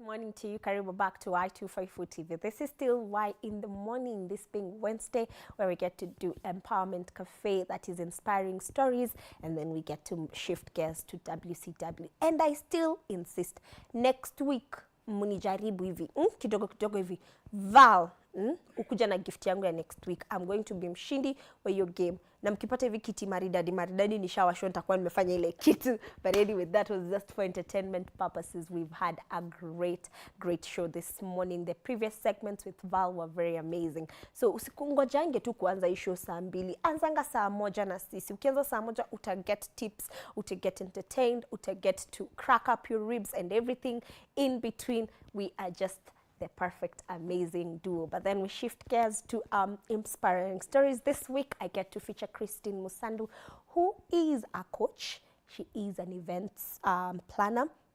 She has a lot she is doing. She's a woman with a rich bio. But then again, she is here to tell us all about it and to tell us about her journey into business and entrepreneurship. Karibu sana. Asante It's sana. good to have you. Thank you for the invitation. You're welcome. Thank you. So Grace. who's Christine? Christine is a coach, a long-time coach. I've been in this since 1996 to date. Oh, wow. My actual profession... 1998? 96. 96. I've been coaching... Yes, I've been coaching office administrators, secretarial for many years. And I'm still coaching. But I have now extended it because I have 2 sectors I serve. I serve on I train secretaries. I also am in the creative space. But currently, 80% of what I do is in the creative space. The other 20 on training secretaries to be who they are in our offices. Amazing. Yes. So where does your journey start? I know there's a starting point. My journey started, I can say as a kid. I was very passionate about fashion, art. I loved fashion so much that when I was in nursery, I could even, like in a day, I could wear even 6 outfits just modeling around the house. Oh, wow. Not bothering. And this passion grew. Love grew for art.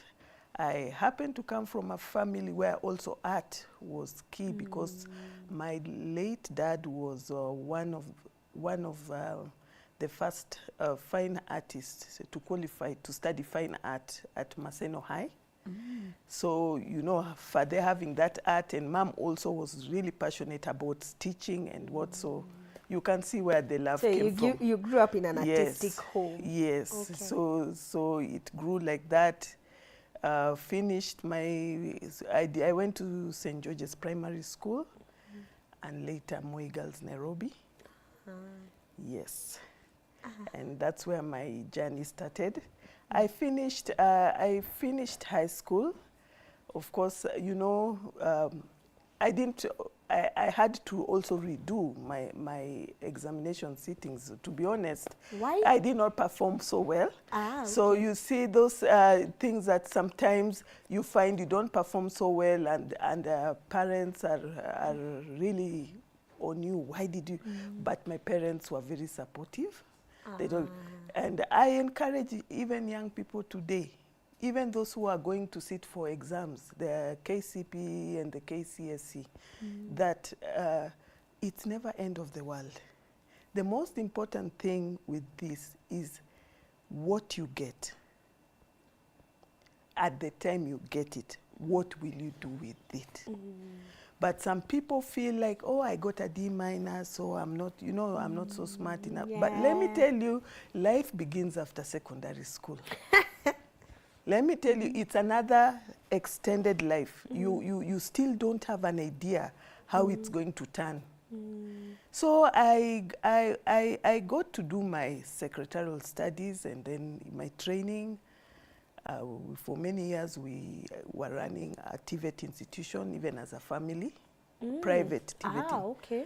Yes, at Adams, Arcade Ngong Road, for many years, since '94.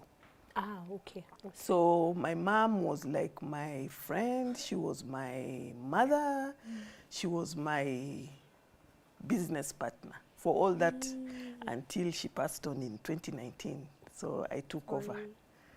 And after taking over, I got into, actually, I was doing fashion and this concurrently all through. Yes, so I've been quite, like, I think I'm seeing the third generation of the industry. Oh, wow. Yes. Interesting. Yes, so I've been in it through, even as I was in high school, I was already in it. Yes. You've just been talking about your journey academically, and I've just been thinking about how parents glorify lazima upate A, you must pass, university is the standard, and it just left me thinking how children, and children that don't perform, that are abled, they have different talents that are not necessarily academic, how that leaves them feeling. How did that make you feel? Okay, at the time, for me, I normally give my story to encourage others. You know the way people always talk of the good side? For my learning was not that easy. I had a learning problem that extended, but I kept moving. And I knew that at each step, you keep trying. At each step, you keep trying. Things will open up. There's always that place you reach, and things just start. Sijui they say nyota. The nyota starts Nyota shining. meta. Yes, and I did that, but what I did most was listen to my parents. Many young people don't listen to parents, but I used to listen to my parents' advice because they could tell me, do this like this at this stage, do this first. They really supported my fashion, love, and everything. I could not, from books to read, from movies, I didn't like it.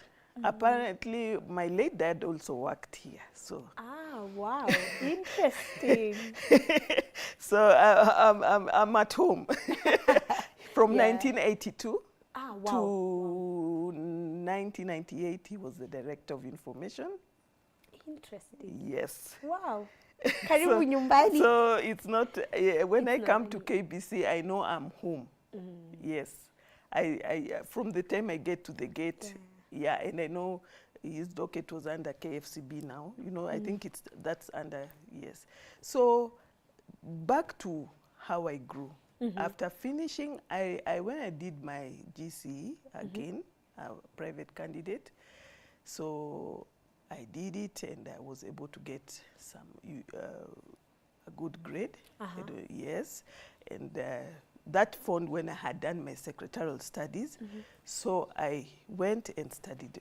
I extended it and did my fashion studies. Yes, I did them online, but my lecturers were. That time that was online. Yes, I did them on. Yeah, at that time I did actually. Now it was 207. It was around 207. Yeah, no. Ilikuwa there. It was there, but not as advanced as now. Okay. But it was there. So, but my lecturers and those who were supporting me were at KU and Nairobi University. So that's where I did fashion. And later I got into business. Straight on, I employed myself.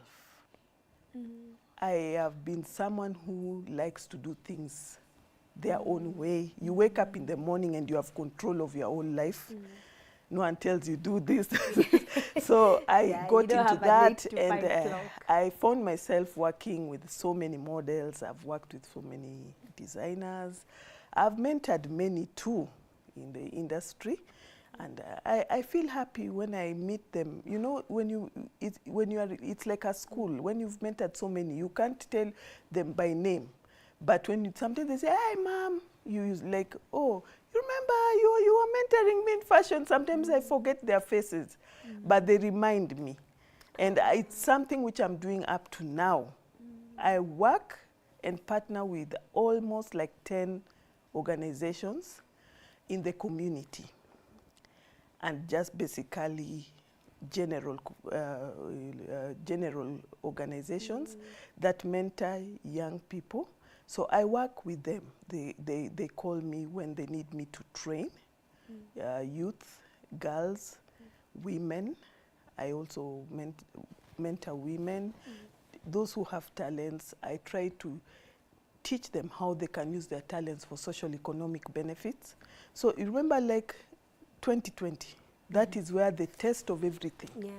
The test of everything happened. 2020, the test of everything happened. Pop! My mom had just passed on. 2019. So you are here like, okay, now life without mom, life without dad, you want to start. And then we were moving on well, 2020. COVID. Now COVID here, you cannot move. You are paying rent for an office you're not using. Yeah.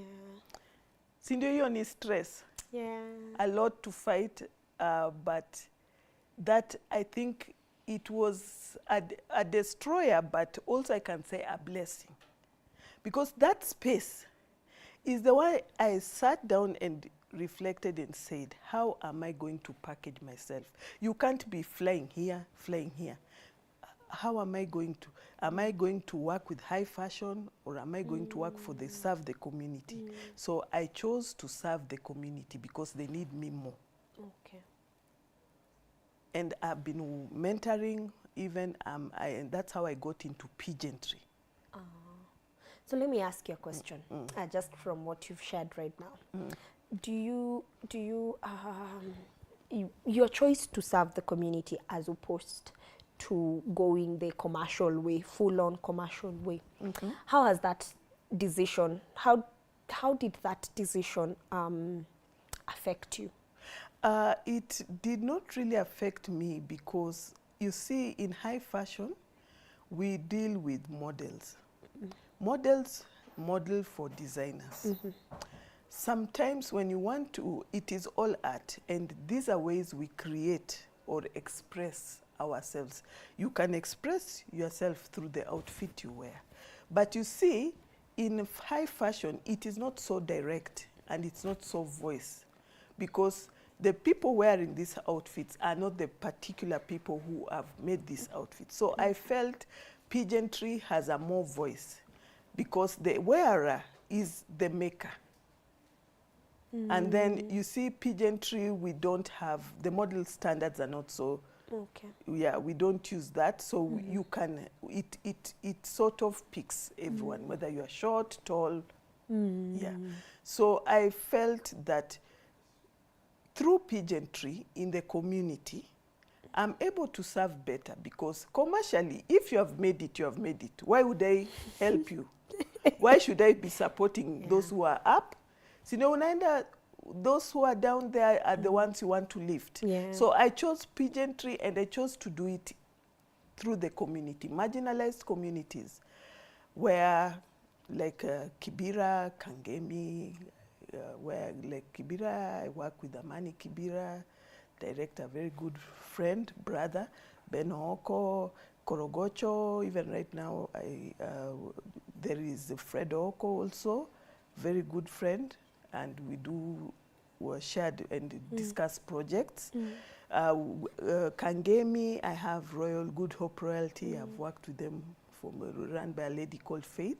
Faith is also doing a lot of good projects for women. We have Wezesha Youth Initiative, is a CBO, And they also are doing, they have a segment for talent where they have a pageant for Mr. and Miss Tranquility. Okay. We did 2024 this year, the 3rd edition.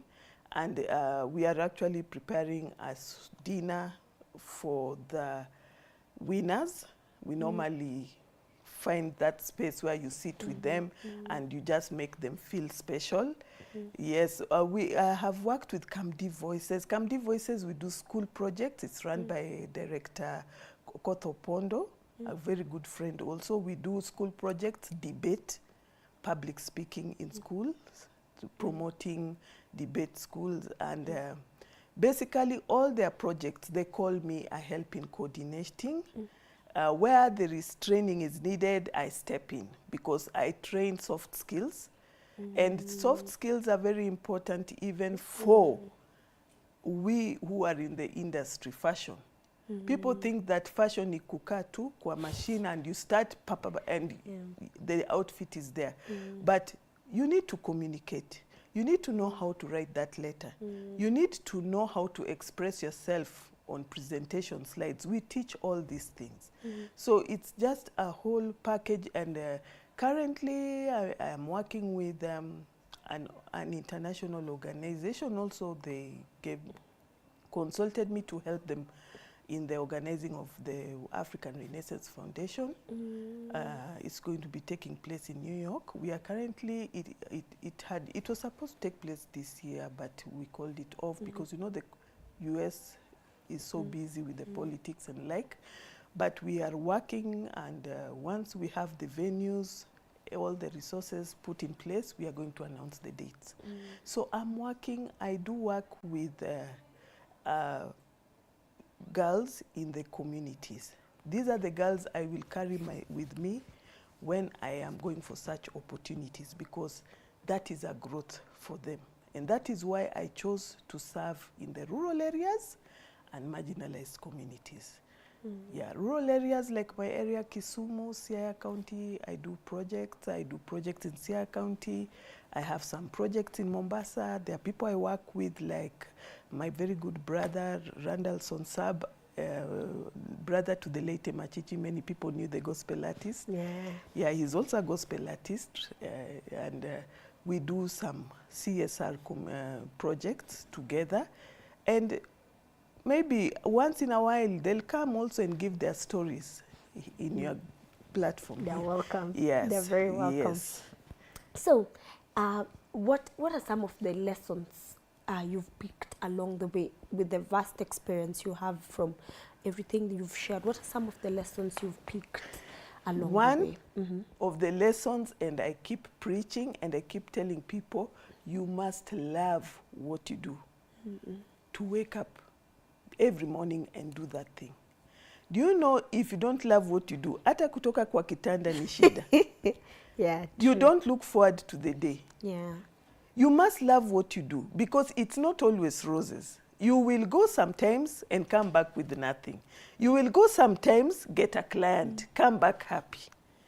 But that passion, loving what you do, and taking care of your mental state, because you know right now a lot of mental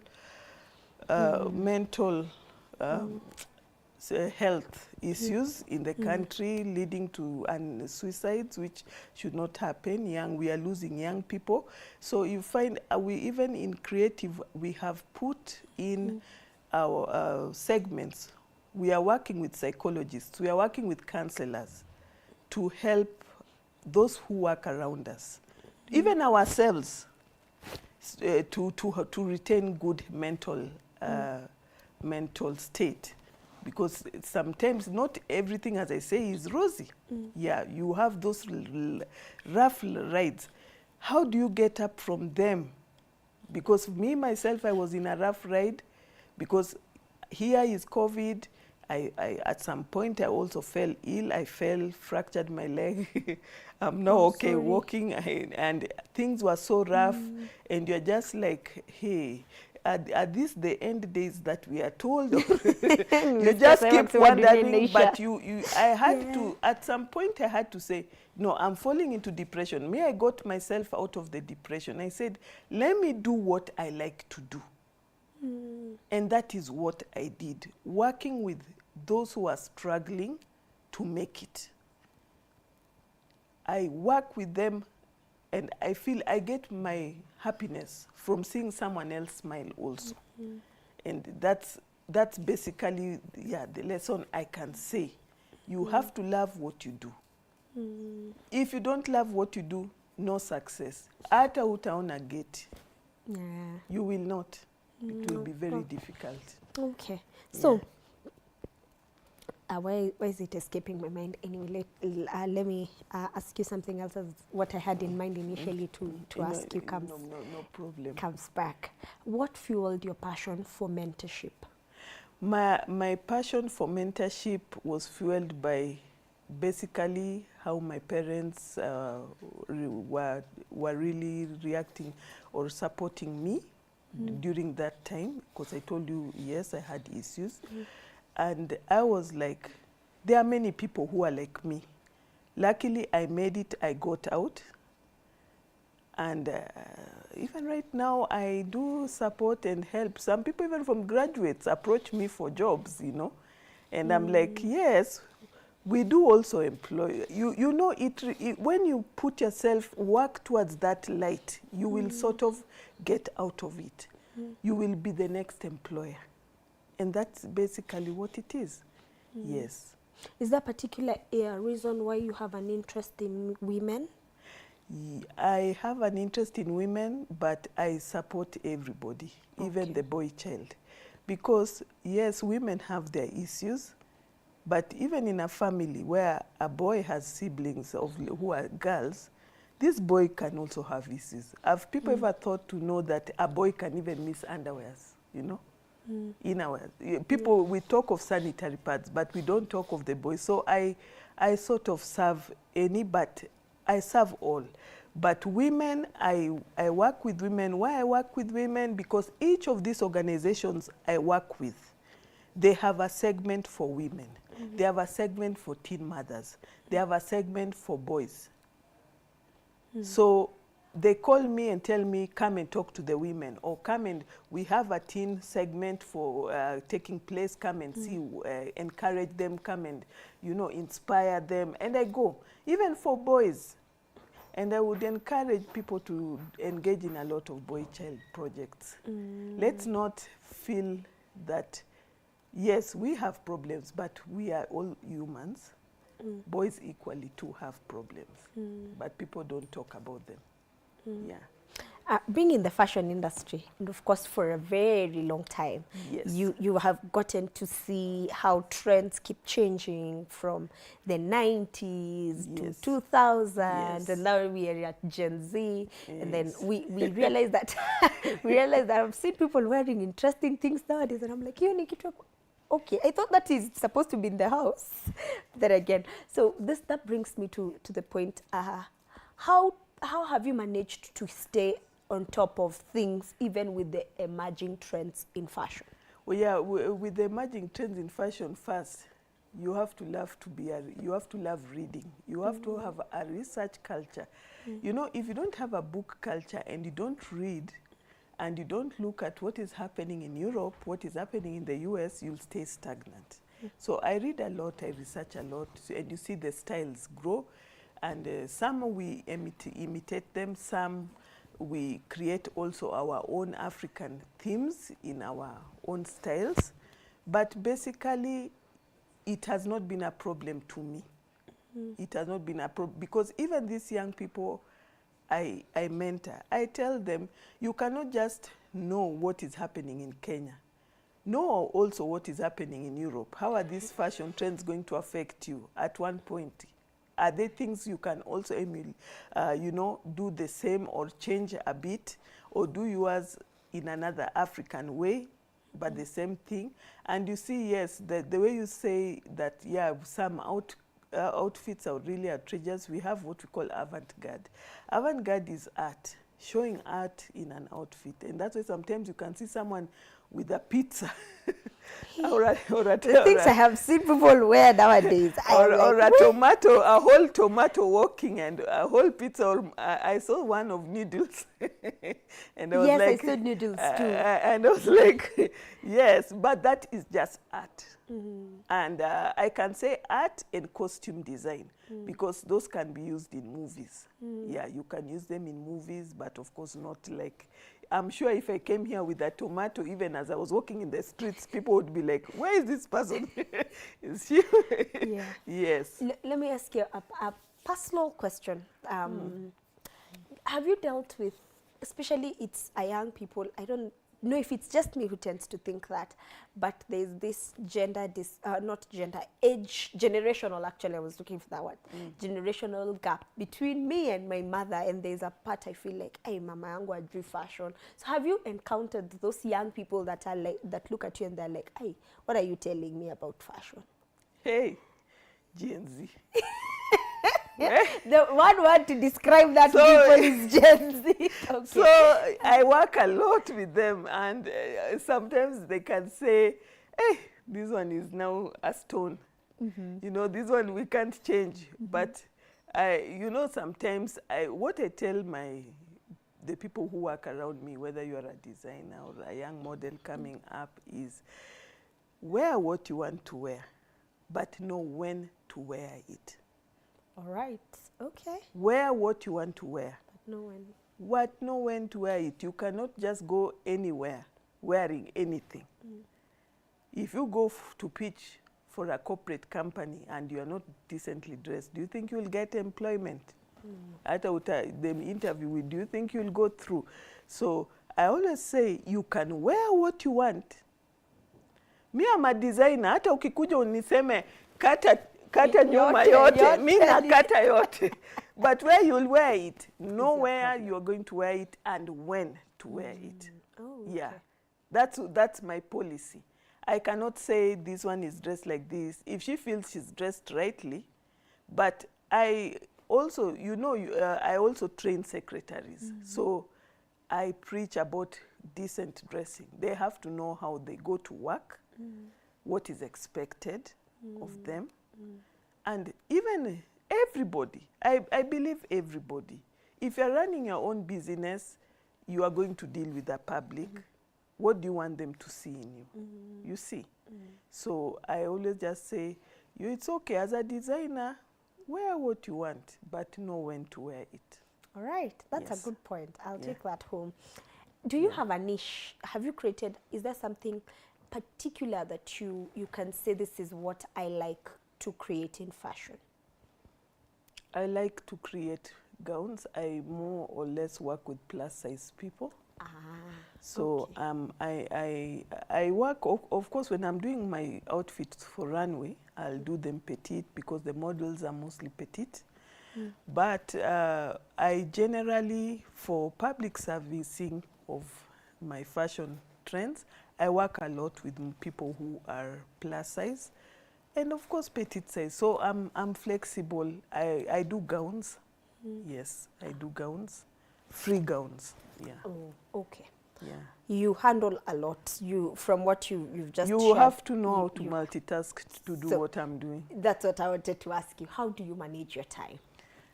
First of all, you have to develop your multitasking is a skill to develop. Because when you engage in it, when you engage in so many things, you have to achieve all of them, even at the same time. There's no time this client will walk in and you say, oh, bado sikumaliza, nilikuwa nafanya hii. You know, you cannot say that I didn't finish. So you have to know how to multitask. You have to have a notebook where you put every day, like before I sleep, I especially Sunday evening, I outline my week to the point that even if you came to me, I don't have a space to cancel. My things are so much fixed. Like this week, I know. I also work with persons with disability. We have Autobook Kenya. They're having a CSR activity on Saturday, this Saturday, at Karura for our differently abled brothers and sisters. And through my organization, I'm working with African Renaissance Foundation. I am going to represent them in that. We hope maybe the two, we would work together eventually. But we also like to show the differently abled people, they also have talent. They also have, some of them are designers, some of them are musicians. They can too do it. If you can do it, they can do it. So we do, that's a CSR activity for them this Saturday. Yes. So I work with everything, but everybody, but you have to know how to manage your time, and you have to be good in multitasking. Because sometimes I do so many things that I even find it hard to list. Even right now, even under this question, I have not listed to you everything I do. So many things, so many. Yeah, but most of them are in the creative space. As I told you earlier, 80% of what I do now is in the creative space, 20% the other. Amazing. So how do you ensure sustainability of your brand, of your businesses, of yourself as a person? How do you ensure that everything stays sustainable? I think most of the times people approach me of the person rather than my brand. Okay. I think I'm the brand, even as I'm seated here. They approach me as Coach Tina. Many call me Coach Tina. They call me Christine. So they consult me because of what I do. That is how I get to work with these entities. Rarely, sometimes I can just be sitting and I just check my WhatsApp and I'm like, well, I find a message, where are you? We need you tomorrow. And I have to go organize my wardrobe, see what I'm going to do, plan my lessons, who am I going to talk to. So most people who approach me as an individual, actually. Okay. Yeah, let me be, though I have a brand, African Heart Fashion, I've been doing it for quite some time. It's African, I do mostly African outfits, yes. Okay. Yes. Amazing. Yes. I know we are personally, I love learning from mistakes and allowing people tell me about their mistakes, because it will not become my mistake when they tell me what they did wrong and I can avoid it. So I would want you to share with me maybe one of the biggest, I don't know if I should call it a mistake, or one of the most biggest lessons, let me call it lessons that you have carried throughout, that you can tell a young person. Iyo ondokea or iyo. Yes. Lessons, life lessons are there. Yes. And one of the lessons I can say, you've got to learn to listen to people. Okay. Never feel that because you are advanced, a young person cannot. You know, when you have an attitude problem, that you feel you are too experienced, that a young person cannot advise you. I listen. By the way, I listen to everything. Right now, even my talents, the ones I manage, sometimes they can tell me, oh, ma'am, no, let's do it this way. I will listen. So, because I know, even as I was growing up, there are times I missed listening. And I got it the hard way. Yeah. And you end up doing something which is so wrong, which is not something your parents or your siblings would expect you to do, but you pick listening and trying to correct your mistakes as you move is very important. Listening to anyone, whether the person is an advanced person, experienced in the field, whether it's a young person, listen. They know things too. Yes, I don't have I know that sometimes there are people who have attitude problems, but I myself, I don't have it. And I think that's why it has been easy for me to work with the young people a lot. A lot. Actually, I think 90% of the people I work with are young anyway. The other 10, the adults. But training, mentorship, the young adults. I work with them a lot. So many of them come to me because I'm very flexible.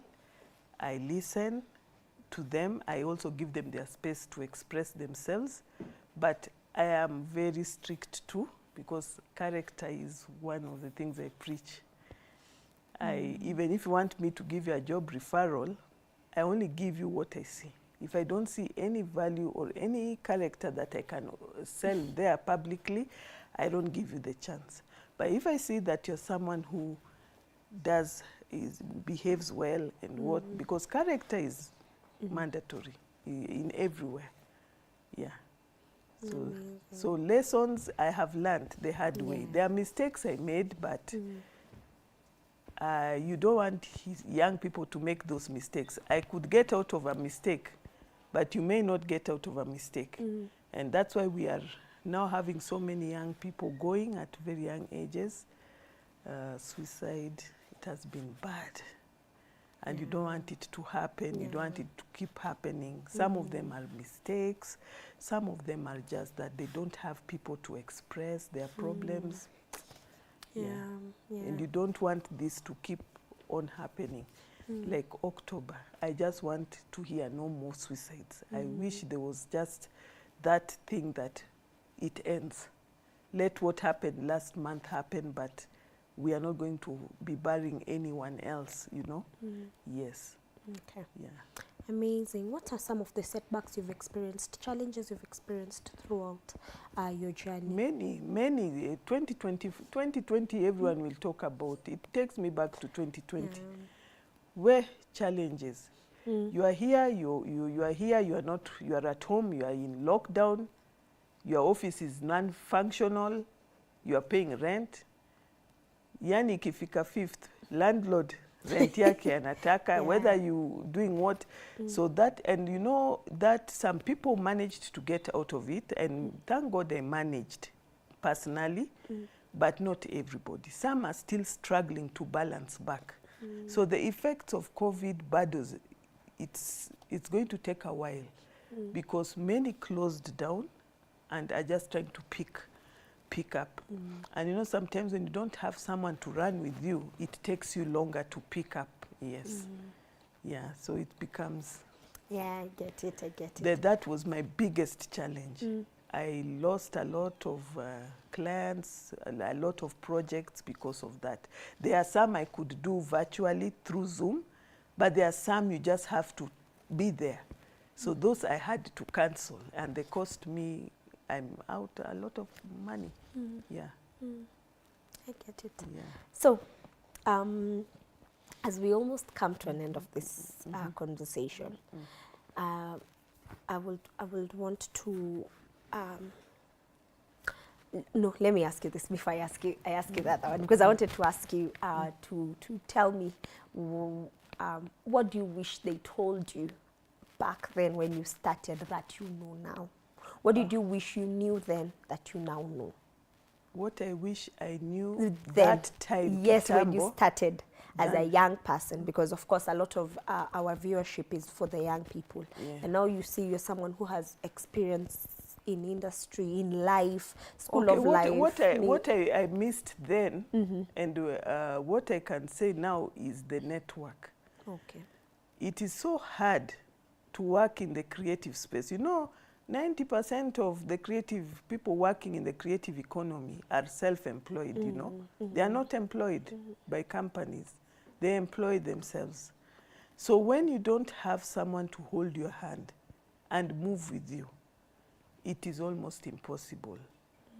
I remember I could go sometimes submit my ninis and you don't get through, you get disappointed. You are like, are you going to ever make it in this industry? But I think there's always the right time for everything. Yes, there's always a right time for everything. And when it's your time, you will shine.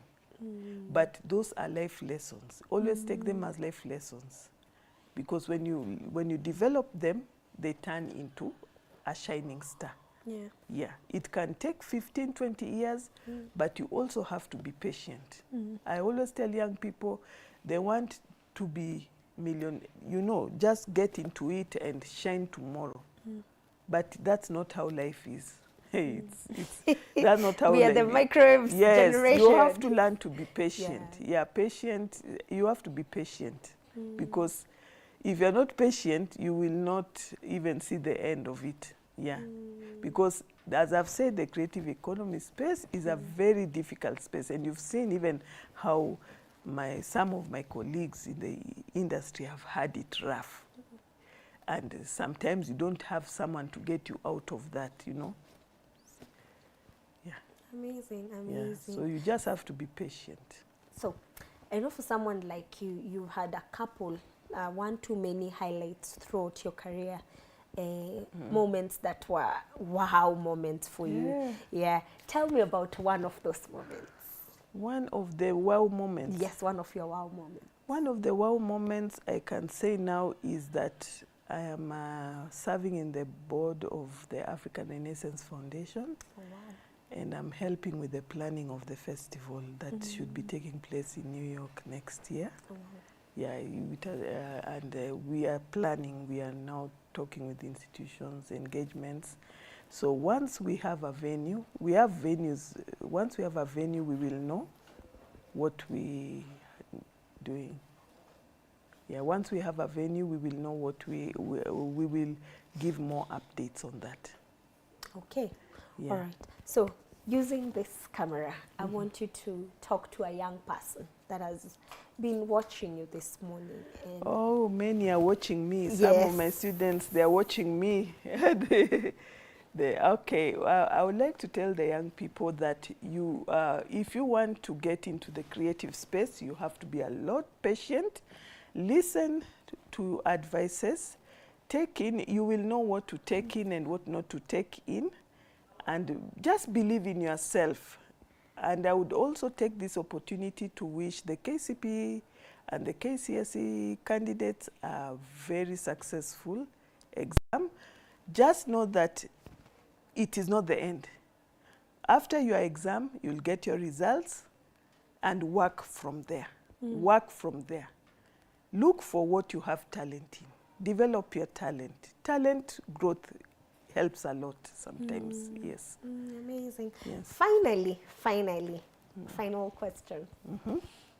I won't ask you where you want to see yourself in the future. But I don't want to. I don't even know you don't know. I'm almost striking half a century. I want to ask you, what are the 3 most important things you can't leave the house without? This is now a light moment question. Okay, 3 of the important things. Now, you being in the fashion, what are the 3 things you can't leave the house without? First, praying. Before I leave that house, I pray. And just thank God that I'm in good health, because I think being in good health is an achievement. You realize it's an achievement and it's not a guarantee. It's not a guarantee. So I pray. I can never leave my notebooks, my diary. It walks with me everywhere. So the prayer, my notebook, and my meal, what I'll eat for lunch. I carry my lunch. I can never forget those 3 things. You know, food is energy. You cannot work straight. Sometimes I leave the house as early as 6:30, and I'll be back at around 9 or even 8:30 in the evening. Can you stay? So my lunch, it's always there, or inside my bag. That bag. It has something to eat inside. You and I both. Yes. So where can we find you on social media? Christine Agola Musandu on Facebook. Christine Agola, and I have Instagram, African Heart Fashion Show on Instagram. I'm just, if you text me, and on WhatsApp, you can WhatsApp me on 0737 568 158. 0737 568 158. I do most of my conversations with people on WhatsApp. Yes. Amazing. Thank you Yes. so much for coming. Yes. Thank you for your time. Aye, It has been such, I'm just looking at the time and I'm like, it's has- already time. It's like But 5 thank minutes. you, thank you very much. That was Christine Musando. I don't know what you've gotten. What's your take home from her story? She is a woman with a rich experience and a wide range of things she has done and is doing. My personal take home today, let me recap one. Wear what you want. You can wear whatever you want, but know when to wear it. That part kwanza ya when to wear it, wacha nyamaze, tutaanza hiyo topic next week Vala kirudi. 2, that was the first thing I carried home. The second thing I carried home was there's a time for everything, and when your time comes, you will shine. So don't ngangana too much doing things. When your time comes, you will shine. So, my darlings, as you shine and as you wait for your time to shine, do not touch that dial. That has been Inspiring Stories with Christine Musando. My name is Grace Maingi, but do not touch that dial. Val is coming back with WCW.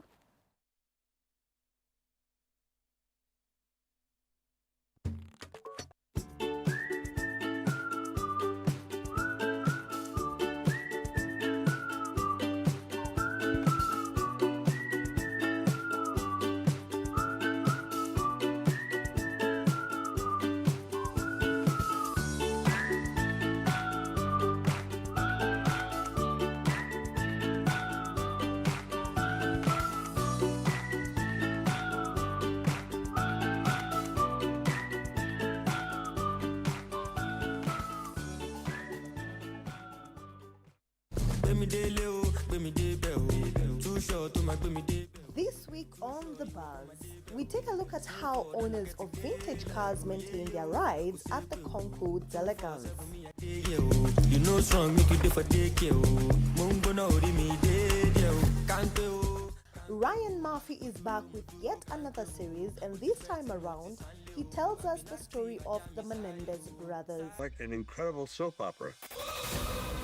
Jose was a successful businessman. Kitty was the caring mother. 2 boys. We highlight the life story of actress Viola Davis. I see a line. And over that line, I see green fields. The What Jesus family is expecting their 3rd child, and we have all the deets. She's my Let's catch up on Wednesday at 7:30 p.m. with me, Eve Nyaga, for all the entertainment news. Got a fetish for the money, yes sir. Identity. You ever get the feeling that you're like 2 different people? Love. I think about you too. Lust. Happy birthday. Friendship. You guys are my family. Whoa, what is this? Escapades that annihilate our innocence. Forbidden passion. You need to stop sleeping with girls my age. Everything has a price when we live on the fast lane. I just wanted the job so badly. Adventure. Fear. I thought I was safe. Betrayal. I have to go. Ty! Secrets. What did you tell Leo about me? Nothing. We all need someone to look out for us. I would definitely let my partner know. To protect from regret. Shock. Better safe than sorry. I want us to test. This is a story of the young and restless. I love you, Nairobi! The hungry. But I want more. And free-spirited. Sometimes sweet. Sometimes sour. Sugar. Coming soon on Y254. The young generation awakens on Y254, the leading youth TV station in Kenya. We treat you to current affairs, entrepreneurship, health, and human interest conversations. It's art, it's culture. Movies, gossip and trends, sports, drama. We bring you a vibe like no other, straight to your living room. To keep you informed, inspired, entertained, and most of all, refreshed. We are such a vibe! Y254. Imagine. Are you a talented artist? Or are you passionate about a topic you want to discuss? But money can be very hard to find for an upcoming artist. Don't worry, Studio Mashinani has got your back. Sign up on ajira.co.ke to book a session with your music and video producers across the country. Work on your music, jingles, spoken words, and even podcasts to realize your dream. All for free. Studio Mashinani, Radani Talent. 天上的云彩似海海流呀，嘿呀嘿哈流，嘿呦嘿哈流。那个地上的呀雨点儿大呀流，哎呀地上的呀雨点儿大呀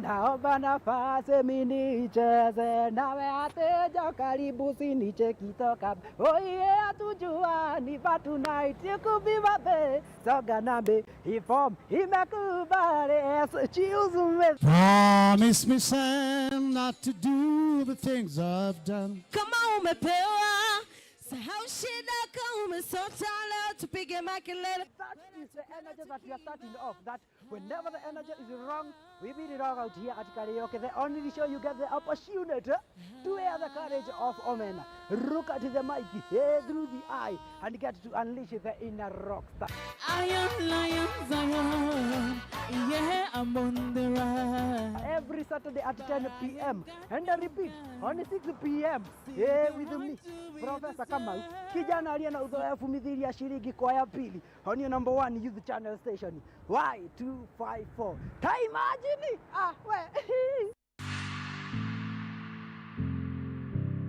It's art, it's culture, it's fun, it's attitude. We sample some of the best artistic works locally and beyond our borders. Oh, and don't get me started on the cultural events. Music, dance, fine art, culinary arts, and much, much more. You name it, and we have got you covered.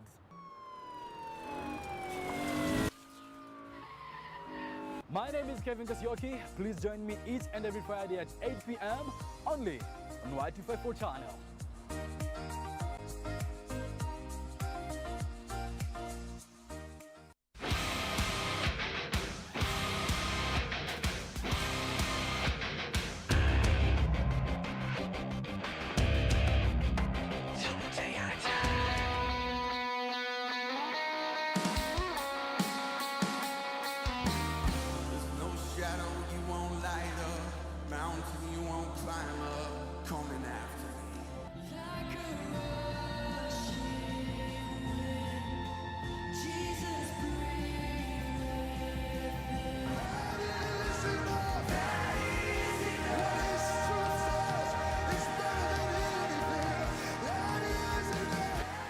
This is Rock Gospel.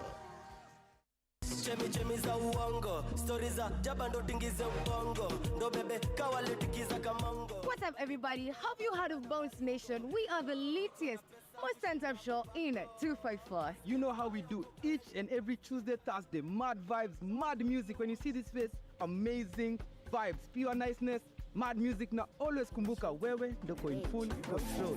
I'm unavailable. They know they see me. I go by the name Feeling Jean. And I am the beat doctor, DJ Epic, straight out of Gas Chamber DJs. You know how we do. Of course, catch us every single Tuesday and Thursday from 4 p.m. all the way to 7 p.m. for mad energy, good vibes, and interviews and interactions with your favorite celebrities.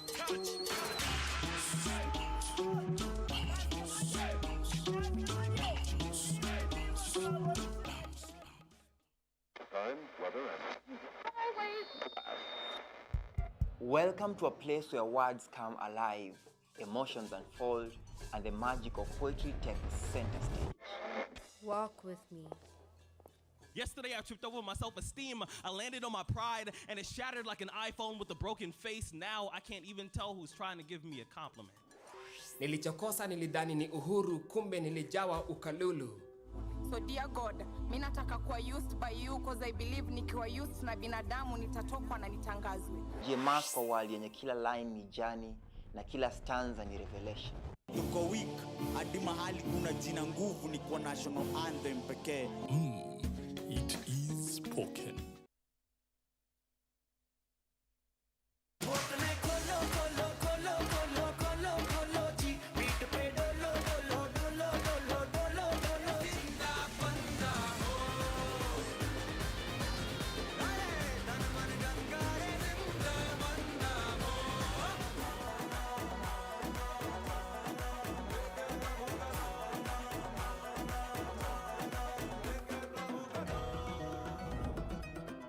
Shining in the setting sun like a pearl upon the ocean. Come and feel me, oh feel me.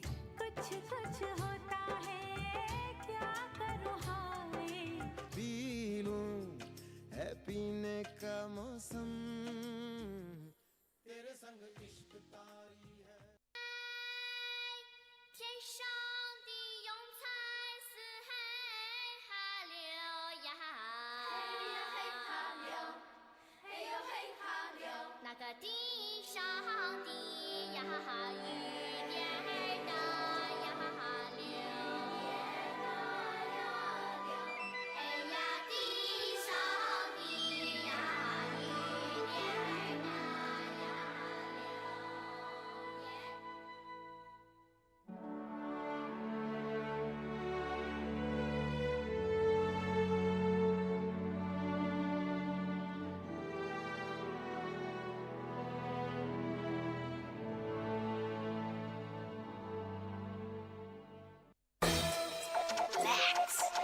DJ Andy C, moyo wa mtaa. Kujinice, hapa ni kujinice. Kuna joto, cool down na ice. Kile mimi nataka tu Andy C, sema kitafanyika. Kile mimi nataka tu kisema kitafanyika. Shindwe, shindwe, shindwe pepo, shindwe.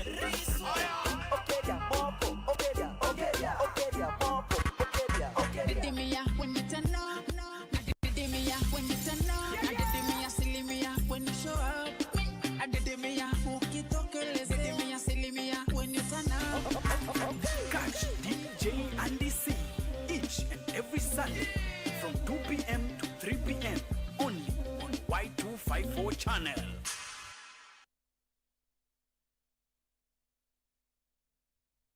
Chemi za uongo, stories za jaba ndo tingize ubongo, ndo bebe kawalitikiza kamongo. What's up, everybody? Have you heard of Bounce Nation? We are the latest, most stand-up show in 254. You know how we do each and every Tuesday, Thursday. Mad vibes, mad music. When you see this face, amazing vibes, pure niceness, mad music. Now always kumbuka wewe ndoko in full control. I'm unavailable. They know they see me.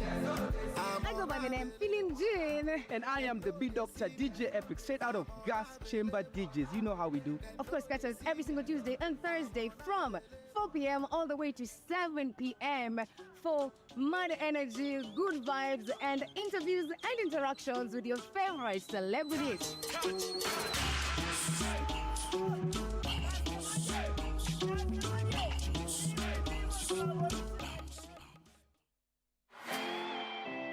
Do you know where you are?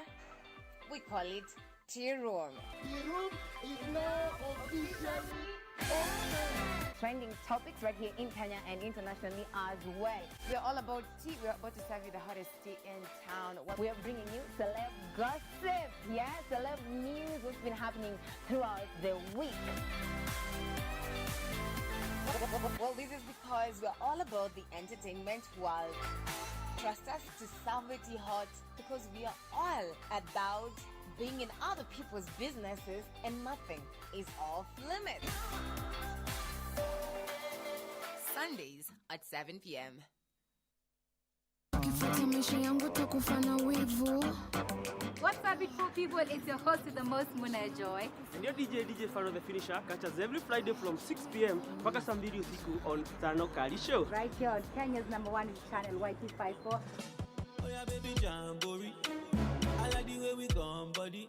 We're going to be giving you hot trending topics that are happening on social media platforms. We will also be interviewing hella talented artists on the show as well. Kama kawaida, I'll be here to give you the best mixes.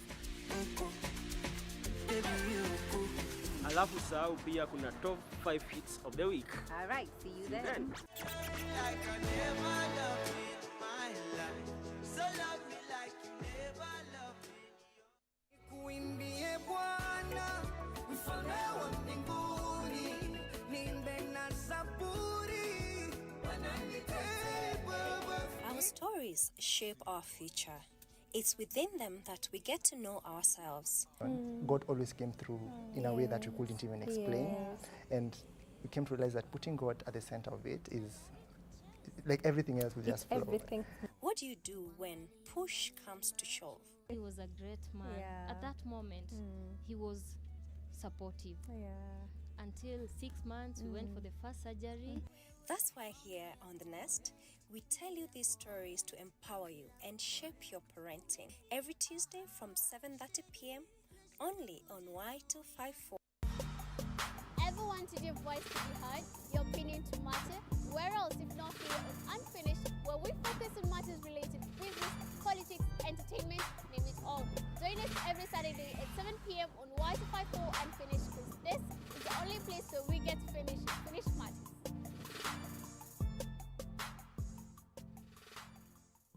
Naomba nafasi mimi nicheze nawe ateja karibu sinicheki toka. Oh yeah, tujua ni but tonight you could be my babe. Soga nambe inform imekubali choose me. Promise me, Sam, not to do the things I've done. Kama umepewa sahau shida kama umesota leo tupige makelele. That is the energy that we are starting off. That whenever the energy is wrong, we beat it wrong out here at karaoke. The only show you get the opportunity to wear the courage of Omen. Look at the mic through the eye and get to unleash the inner rock star. I am Lion Zion, yeah, I'm on the rise. Every Saturday at 10 p.m. and I repeat on 6 p.m. with me, Professor Kamau, kijana aliye na uzoefu mithili ya shilingi kwa ya pili on your #1 youth channel station Y254. Imagine Komando, wambie sisi ndo vipenzi komando. Komando, wambie sisi ndo vipenzi komando. Inakuwaje? Ni kila Jumatatu kutokea saa 1:05 hadi 3:30. Ndio unafahamu sisi ni makomando wa Afrika Mashariki ambao tunakupa kipindi chenye mapozi, tunatazama na mapozi ya kwako. Wanasema kwamba you can call me Kenny at Kendrelby.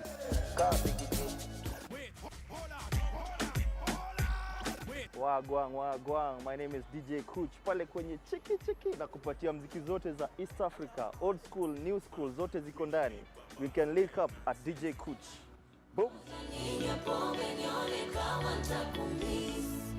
And of course with me, Kalandu Musimi, I'll be giving you all the entertaining stories in East Africa. Nitakuwa nikwambia nani amefanya nini, kwa nini na akiwa na nani. Hatuagizi na mabosi, sisi wenyewe mabosi. Wanatobea mikosi, tunalindwa na sagodi pekee.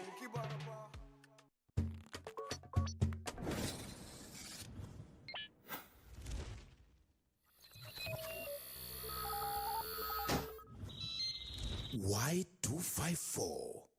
Imagine.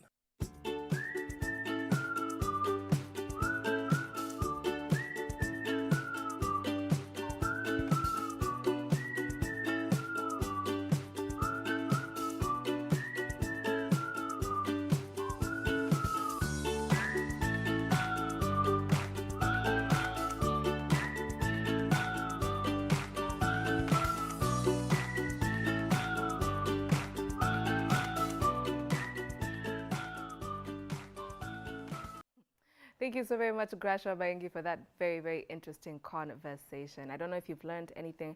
I've heard interior design, I've heard fashion, I've heard you can wear where you want. Sara mini nilikuwa hapo. I can wear what I want.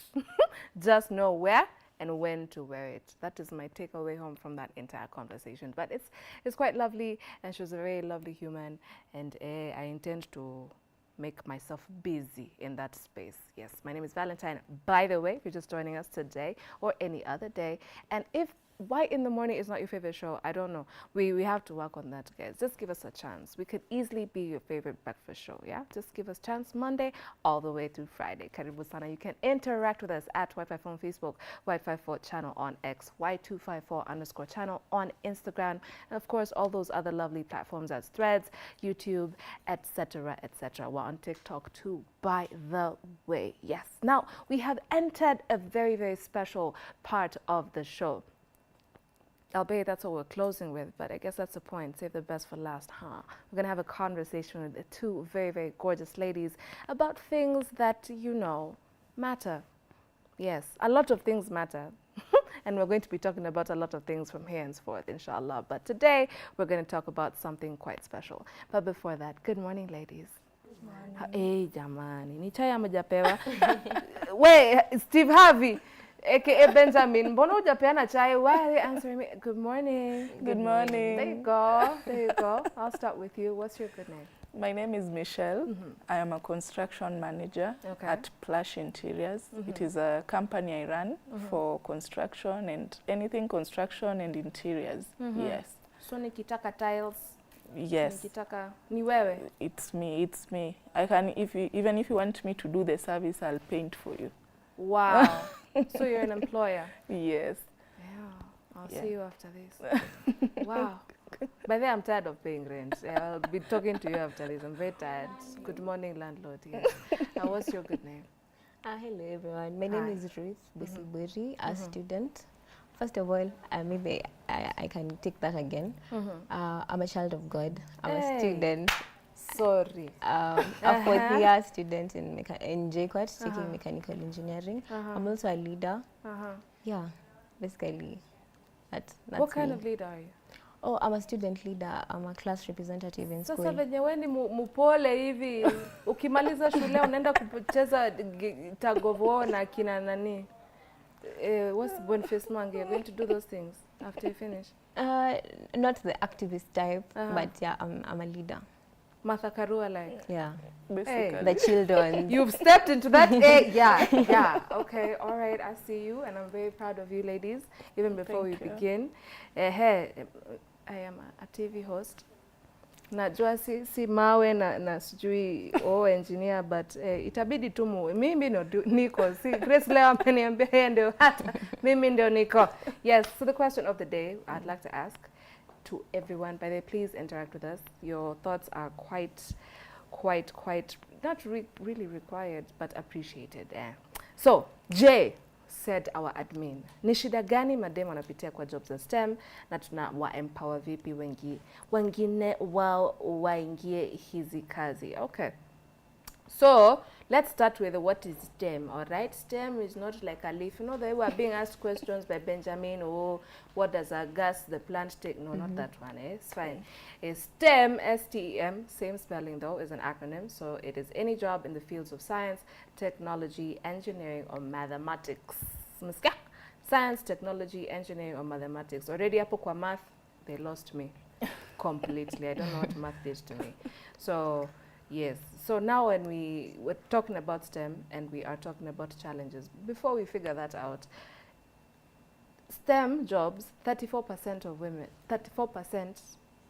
of STEM jobs are occupied by women. Why do you think that percentage is so below the halfway mark? Why do you think so?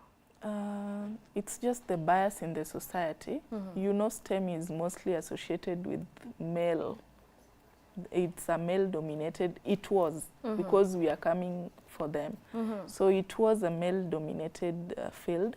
So, you know, we grew up knowing that only men can go to the construction site, only men can be in the lab and all that. So I think there's just a lot of bias, and also how we grew up, our parents fixed it in us that, you know, for a lady you can just go to the kitchen, you can go to soft things, but then I think the 21st century, we are coming for the guys. Yes. Wait. Wow. Impeach. We are coming to impeach them. Talk to me, Ruth. Why do you think it's such a low percentage of women in these STEM? Okay, there's this methali we used to learn in primary where we were taught samaki mkunje angali mbichi. So she mentioned that we grew up and now we are the ones in the market, meaning that if we were not taught that from an early age, that's why at this moment the numbers are few, because we are the ones who were not kunjoed while we were younger, you get. So I guess the problem really stems from the fact that from an early age we are not exposed to that girls can actually go into these spaces, girls can actually venture into these fields. So I'm assuming maybe in the future, because now we are stepping up, we are teaching younger girls and awareness is being raised about that. So maybe in the future the numbers would change. Yeah. Of those 34% that are in the STEM spaces, those are women. Do you know where the highest number of females is in social sciences? This, Michelle be like, discuss. Why do you think social this softest of them, I quote unquote, the softest of the sciences, that's where most women are? Another bias, or is just, do women just like soft things? I think are we just soft? I think women, we mostly tend away from challenges. Just the way in relationships, you know, when you see a guy is coming, you How just did she tie those two together? Okay. You see, for us ladies, we tend to be running. We keep running from difficult things. Morife. Like you see, you are just single because you just fear trying. You're just like, you know, ili nishinda. So you just stop it there. Okay. But then social sciences, you don't need to fight with a lot of things. But you know, for example, in construction, you have to deal with heavily built men. You're like, panda hapo juu na yo. Na wendo wa kusema. Yes, and you're there and they're like, kwani wewe mwanamke anasema nini? And you're like, we panda. Yeah. Nakulipa. Yeah, so I think it's also still the bias, because you know when you're in construction and the whole class, you're maybe a class of 30 and you're only 2 ladies. Like the guys are, what are you people doing here? Why can't you cross over to the other class that has many ladies? Yeah. Okay, now because you're in school and you're studying, you're about to finish, yeah? I want to revert the question to you. And we had this conversation in different contexts a while back, like a couple of months ago. And the argument was, what was the topic of that particular? The question was, can you have beauty and brains at the same time? So the argument was, you see, I've just seen your face change, and that's where I'm headed to. I don't, this trigger warning, it's not an insult, it's just school of thought that I'm presenting, I'm putting on the table. It is not my own school of thought. So the argument was, you can either be pretty or be smart. So in relation to STEM, these activities that are male-dominated, the sciences, technology, engineering, mathematics, if you find a shore or a female in those particular classes or in those fields, kidogo, personal face, or they're giving very masculine energy. Have you experienced that kind of stereotype?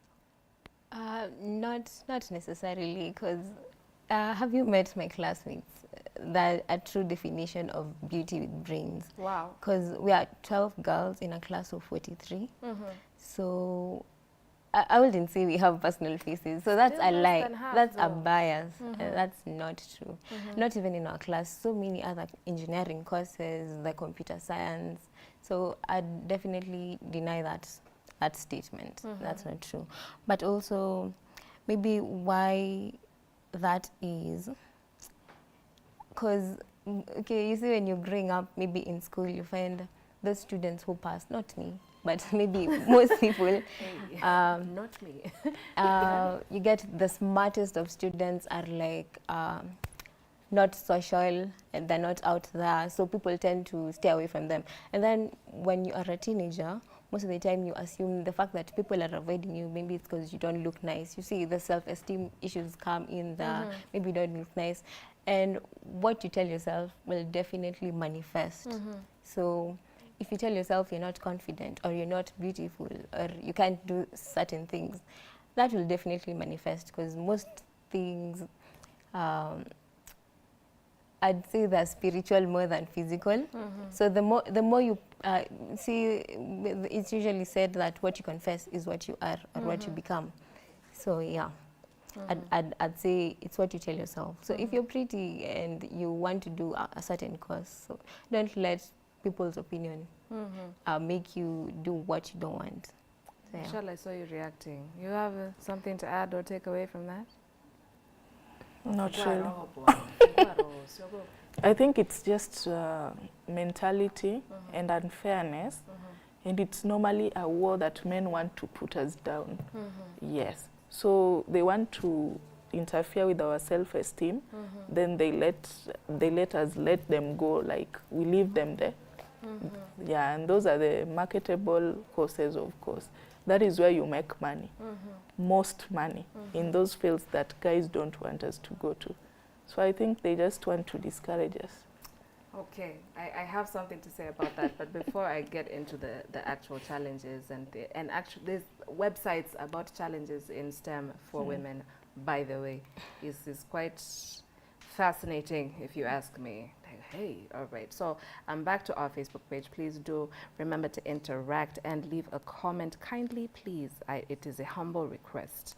So we have, I saw two that were very, very interesting, and I hope I can find them on any. See Babe Boy, see, okay. Thank you, Maish Kalasbon. I see Okinyo Odwor, Pamoja, Peter Mwangi, I see you. Girlfriend lazima gotewe. Girlfriend wa Peter Mwangi agotewe sana, please. Sawa. Tusingororo, I see you with Ndani. Fellow Karuma, I see you. I'm looking for this one comment. Okay, so we have a Samoa Dominic. Says, first, they need to have a clear intention about it and the empowerment will follow. In short, wawe na nia kwanza. So how are you feeling? And the question, remember, is, ni shida gani mademu wanapitia kwa jobs za STEM and how are we going to empower them? Okay. First, you need to have a clear intention about it, the jobs at STEM, and empowerment will follow. How do you feel being told that you should have a clear intention? What do you think clear intention in STEM job means? Like, surely you've gone through the process of learning, umetoka umegraduate, ama whatever means of education you have gone through, TVET or them. How are you feeling someone is telling you kwanza kuwa na nia, alafu tutakuempower baadaye? Tutaanza na Ruth. Ruth is... Okay, I'd partly agree with that statement because we're not just into the STEM courses because we want to prove them wrong or we want to prove them that we can actually do this. Because if you're doing that, then you'll actually suffer. And maybe when you find yourself in the setting, you'll not be really useful per se because you're there to prove a point. So maybe it has to come from inside of you first, that this is actually something you're passionate about.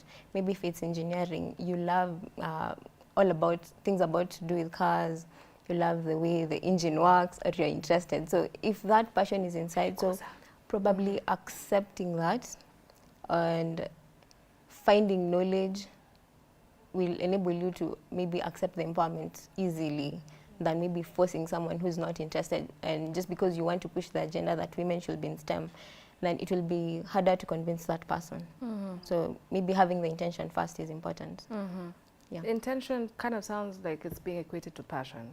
Is it the right word to use, Michelle? Yeah, it's the right word to use because, for example, you can't work on, you know, the STEM particular branch, it really depends on a lot of research. You need to do a lot of thinking, and you can only think when you have passion in something. You cannot think about something you're not passionate about or something that you don't desire to know about.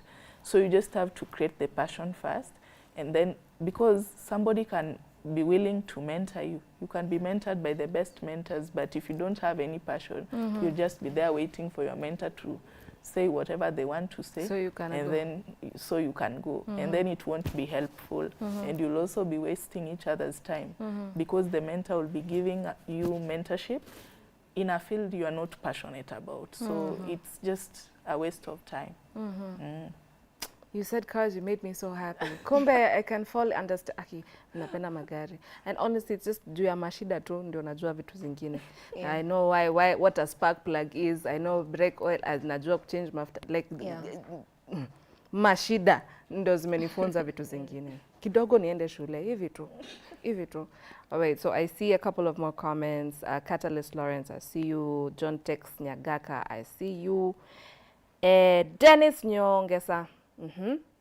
Kiwa na Mwesi in Bungoma County. Watu wa Goliath. And it's Goliath, by the way. ZJ Ski says, first, ndio empowerment to come through, madam, they should show they can do it. Do you feel the need to keep proving yourself? Like, naona venye mtu anasema, sawa kabla tukuempower, usikuwa unakuja tu hapa kichwa malamala. Wewe at just because umepita exam, as in, do you want, can you do it? Like, yeah, umesoma sawa, but can you do it kwa ground? Ni tofauti. Do you feel the need to keep showing yourself? Yeah. I see the need. Why? We need to prove it because when you're coming to me, for example, as a lady, when you're coming to me, like maybe you want me to mentor you in construction, you have to come like halfway. We have to meet somewhere. Like you can't come like, you know, I don't even know how to do this. You must know something so that we have somewhere to start. Because I'm not a teacher, I'm not a lecturer, so we cannot start from where your teacher was supposed to start. So you should come with something in mind, and then we start from there. We need to have like a reference point for us to start. You cannot come and tell me, you know, I don't even know what this is. What does this do? Yeah, and we are like, why are you here? You know, people will be like, and that is, by the way, why men just bias us in this field. Because you're like, Kwani, what were you coming to do? You're supposed to know everything, at least, not everything. Nobody is perfect. You're supposed to know at least, in Nyundo, it's used for this. You cannot come like blanket, like, what is this? What is this? And now we have to start like afresh. It's just a waste of time and maybe money. Yes. Time is because money. time is money. Yeah. So the time I'm supposed to be building and making progress, I'm here showing you what you're supposed to have sat down and looked about, and you know, you have to have an idea. Like, I was reading about this, but can you explain to me more? Because what I was reading in this article didn't give me the exact picture. Yeah. So ukiingia ground unafaa kuwa umeenda kama unajua kile unafanya, ukae ngumu. Yeah, you need to know what you're doing just as a reasonable human being. Yeah. I love her terminologies. Ruth, let me put it like this for you. I would like to, in the capacity that I am right now, I am a journalist, a host, all these things, but generally in the creative space. And there's a difference between myself and let's say Grasha and our counterpart, he was just here a few minutes ago, is called Mike. So if Mike and I sit together and let's say we're about a topic, let's say about politics, and if we're about to summarize what happened in Parliament yesterday, considering the tabling of the impeachment of His Excellency, if both of us were told to sit, the first thing they look at is how I look. They will not be concerned about how it's sawa, atakuwa amevaa suti na atakaa smart, but there will be more scrutiny for me. Yes, and then now if I fail to speak either as loud or as firmly as my counterpart, mimi ni dole tu. Mi kazi yangu ni kukaa tu poa na really. So does the same happen for you? Are you ever compared in these STEM, let's say, platforms? Is there any time that you and your male counterpart are compared for whatever reason? Yeah, I have two examples for that actually. Very nice. So while I was doing my research, I came across this constantly wanting to prove your competence. So, and I resonated with that because, I mean, for Thea, so during the long holiday, we were on attachment. And I remember this certain day, there were so many tasks to be done, like, and part of that was stock taking. You see, counting the equipment in the store. And then they easily said, Ruth, unaweza tufanyia your stock taking, while the other guys go and maybe fix broken stuff around the hospital. I was attached in a hospital. So I remained thinking, why did they give me that and not any other person? Aside from the fact that I was the only lady, because if we were many, I'd be like, okay. But then I was the only one and they chose me to do that. I kind of felt isolated per se, because why didn't I join them? Then the other one, maybe in school where you're grouped to do projects. and guys are usually like, ah, utatengenezea slides za presentation, you get, or utatusaidia time ya presentation. Like they don't want me to know the technicality of maybe this project, what should we come up with, and that sometimes is discouraging. And I don't feel like we constantly need to prove ourselves, because me being in this course already, I'm in fourth year, I mean, I know some stuff, I have learned all throughout, and the fact that I am willing to learn these things should make you give me a chance to prove it without proving it, you get? So yeah. Okay, I feel sometimes that we are presented with opportunities where either we feel the need to be either firm or soft. Can we be both? Can we remain feminine but still firm? Yes. Michelle is loading. Yeah, we can still be soft. You know, even as a woman in STEM, we don't need to lose our femininity. That will never happen.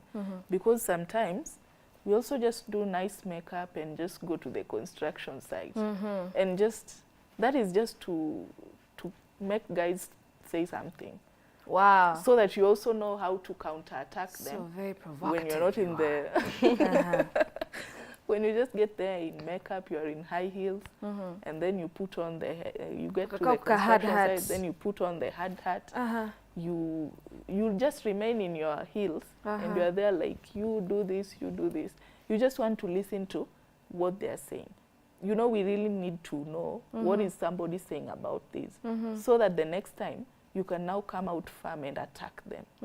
You know, guys, they just look at us slowly, and then, this woman, you're going to counter her. But when you now speak out, like, you know, you guys, I'm doing this and this and this, you need to do this, and you're in makeup and you're in that, they turn back and say, kumbe ni mkali. And then you just see things moving around. So you can still be soft and then firm. We don't need to be masculine because of construction or because of engineering. No.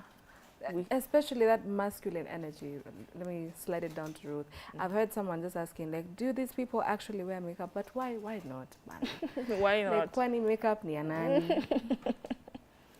Like, who is it designated for? Like, even your own female counterparts are asking, hey, wa mnavaa makeup? Like, how does that make you feel? Do you feel constantly on offense or defense? Most of the time, I don't allow such comments to get into me, mostly. So I usually take it like this. Like, even the dress code. Me, the first time I came to class with a bodycon dress, and everyone was like, "Woo! Are you sure you're doing engineering?" Wow. Yeah. Are you As sure? if it's the dress that's studying. I know. So there's that, and also I think, okay, I've lost my train of thought. We're talking about being feminine and versus masculine energy in this time. How I'm blending those two for me, for example, being a leader, I'm a class representative. So I remember the first time I chose that role, there's no one who was raising the hand to lead the rest, and I just took that opportunity. For me, one was because I knew we were few, so I wanted my voice to be heard. The fact that we were few, for us to be sidelined if we get a male representative is very easy. So I had to take that step first so that my voice can be heard, and that has really helped me has shielded me from all these biases. They know I can be firm. They know I can be strict. When I say this is how things should be done. So I don't really get the biasness directed to me mostly, because I am firm. And I can be soft, because sometimes, yes, I want to lift the heavy objects. I want to help carry the machines from one place to another. But at times I'm like, mimi ni dim peke yangu, sinyi mbebe. Si kila siku mimi, just because I'm a girl, or maybe you don't think I deserve to be in this place, now I have to prove myself. You get? Yeah. And that's something that you've said like twice, if by my count, that there's no need to keep proving yourself. Yeah, I don't need to prove myself. Oh, wow. Yeah. Okay. Oh, yeah, what you mean we have 9 minutes? My director is confusing me. The voice is in my ears. Okay, I'm just going to read out, that's it, the challenges, then we'll have quick fire comments, yeah?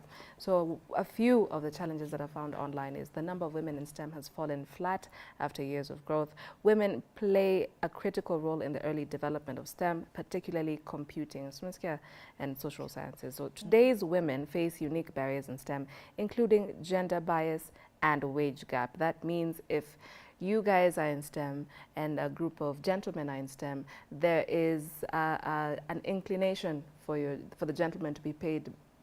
I don't know if it's a little bit more or a lot more, but it's there's definitely a gap, despite you doing the same thing, having gone through the same process. And then those interested in pursuing a STEM career can seek mentors and scholarships for women. Do we really have women who are out there acting as mentors for people who actually want to step into STEM? Let's start with the bias in wage and gender. Hapo kwa wage sana sana. Hapo kwa wage. Yeah.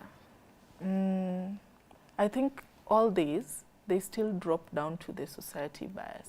Because when you go to a panel and you've done the same course, maybe you have first class, all of you, I don't see the need to just separate the salaries, because I think we are going to do the same thing. But you know, when you go for interviews, they presume you as a lady, you're going to take over the light duties. They just assume, but it's not on ground, it's not the same thing.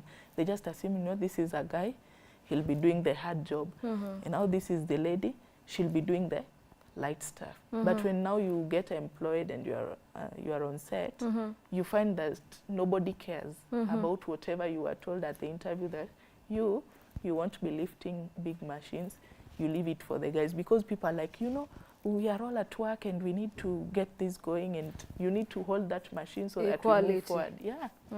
So I think it just boils down to the bias still. It's just part of the society. It's the mentality that people are brought up with. You know, like back then, when you were kids, the girls will be given, you wash vyombo. The boys will be told, you go and do something else. Maybe help your father. Can the boys go to the market? No, let them. You see. Yeah. So I think it also brings down to how people are brought up. It's just a lot. Yeah, but it's basically still the bias. Okay, I'd really like to believe that this generation cropping up, or you've already shown us so much Gen Z, but show us this one also. I say, honestly, if I was speaking from personal experience, our household never really had that bias. Whether when ni mwanaume or not, utaingia jikoni, wewe can baby girl or not, utaenda ufanye hizo kazi ngumu. It depends on who's close. It just depends on who's in the proximity of what needs to be done at that particular time. Now, Ruth, before our time evades us completely, this wage thing, imagine entering a room, being interviewed, you know, qualifying for the job, you and 99 others. Then you find of those 99 others, let's say 90 of them are male. So you and 8 others, 9 others. 8. Well, tuleo na 99 others. Utanisumbua hesabu, by the way. No. 99. Anyway, the rest. The rest, you find out that you are paid less than for a job that you can execute well in whatever capacity that it is brought to you, because you knew what mmesomea and you what qualify. How would that make you feel, and how would you tackle that? Would you step up? Would you quit? Fanya hivi mguu venye kena fanyanga. What would you do in that situation? I think in that situation, I'd have to ask why that is, because if these were the qualifications you wanted and we both have them, then I'd have to go and speak up. Because one thing about me, I like airing out my opinions, and of course in a appropriate manner, or using the right channel. So I'd have to ask that first, and then maybe from the response is when I'd know how to react on that. If maybe I'm to wait, then I'd have to see how long that is, or if not, maybe then. Now with this economy, I can't quit. But then I'll have to cross that bridge when I get there. But yeah, I'd have to assess the gravity of the situation first before I take any step but the first step would be to ask. Yeah. I like that. I like that you're very diplomatic. Okay, in a nutshell now, as we wind this up, I don't know where time has gone. I was very sure we had way more time. Yeah. But what would you tell someone who's stepping into the dream of being in these STEM fields?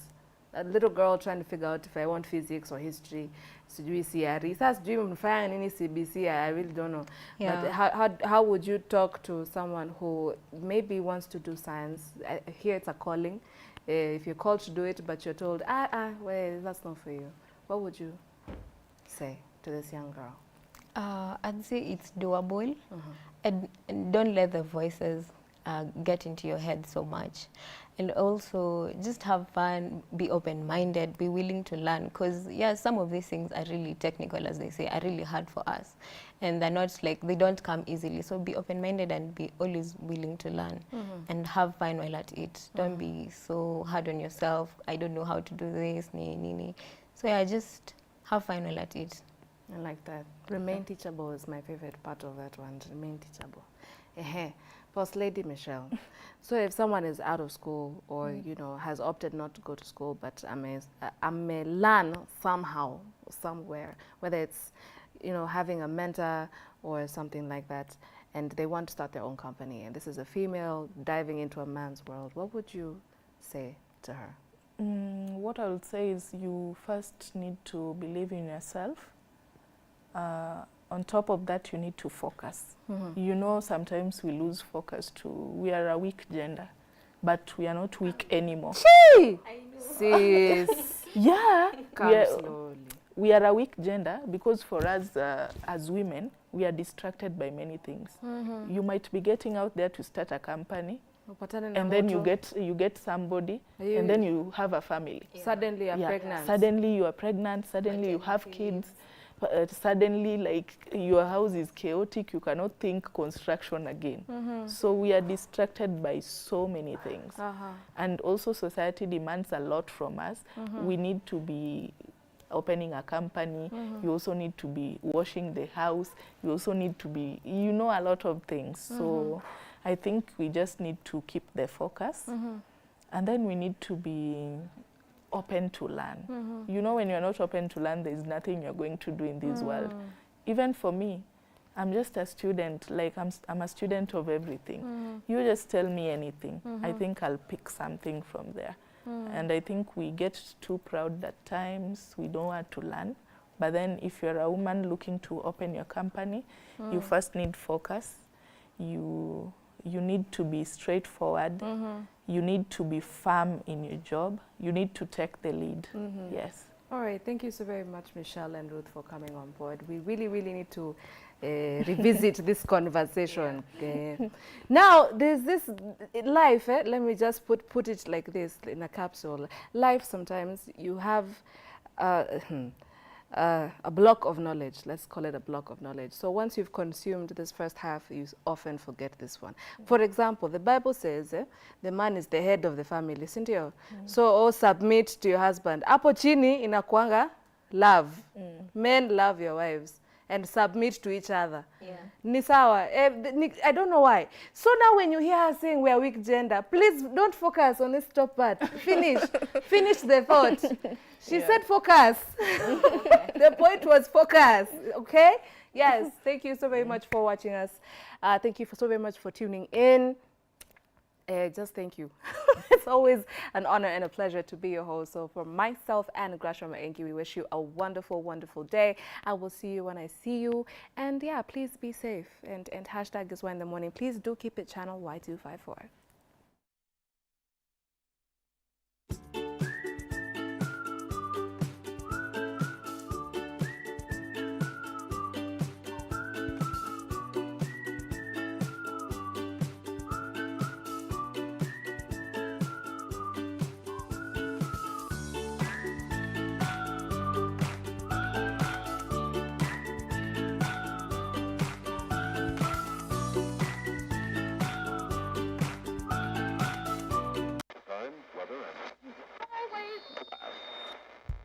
Welcome to a place where words come alive. emotions unfold, and the magic of poetry takes center stage.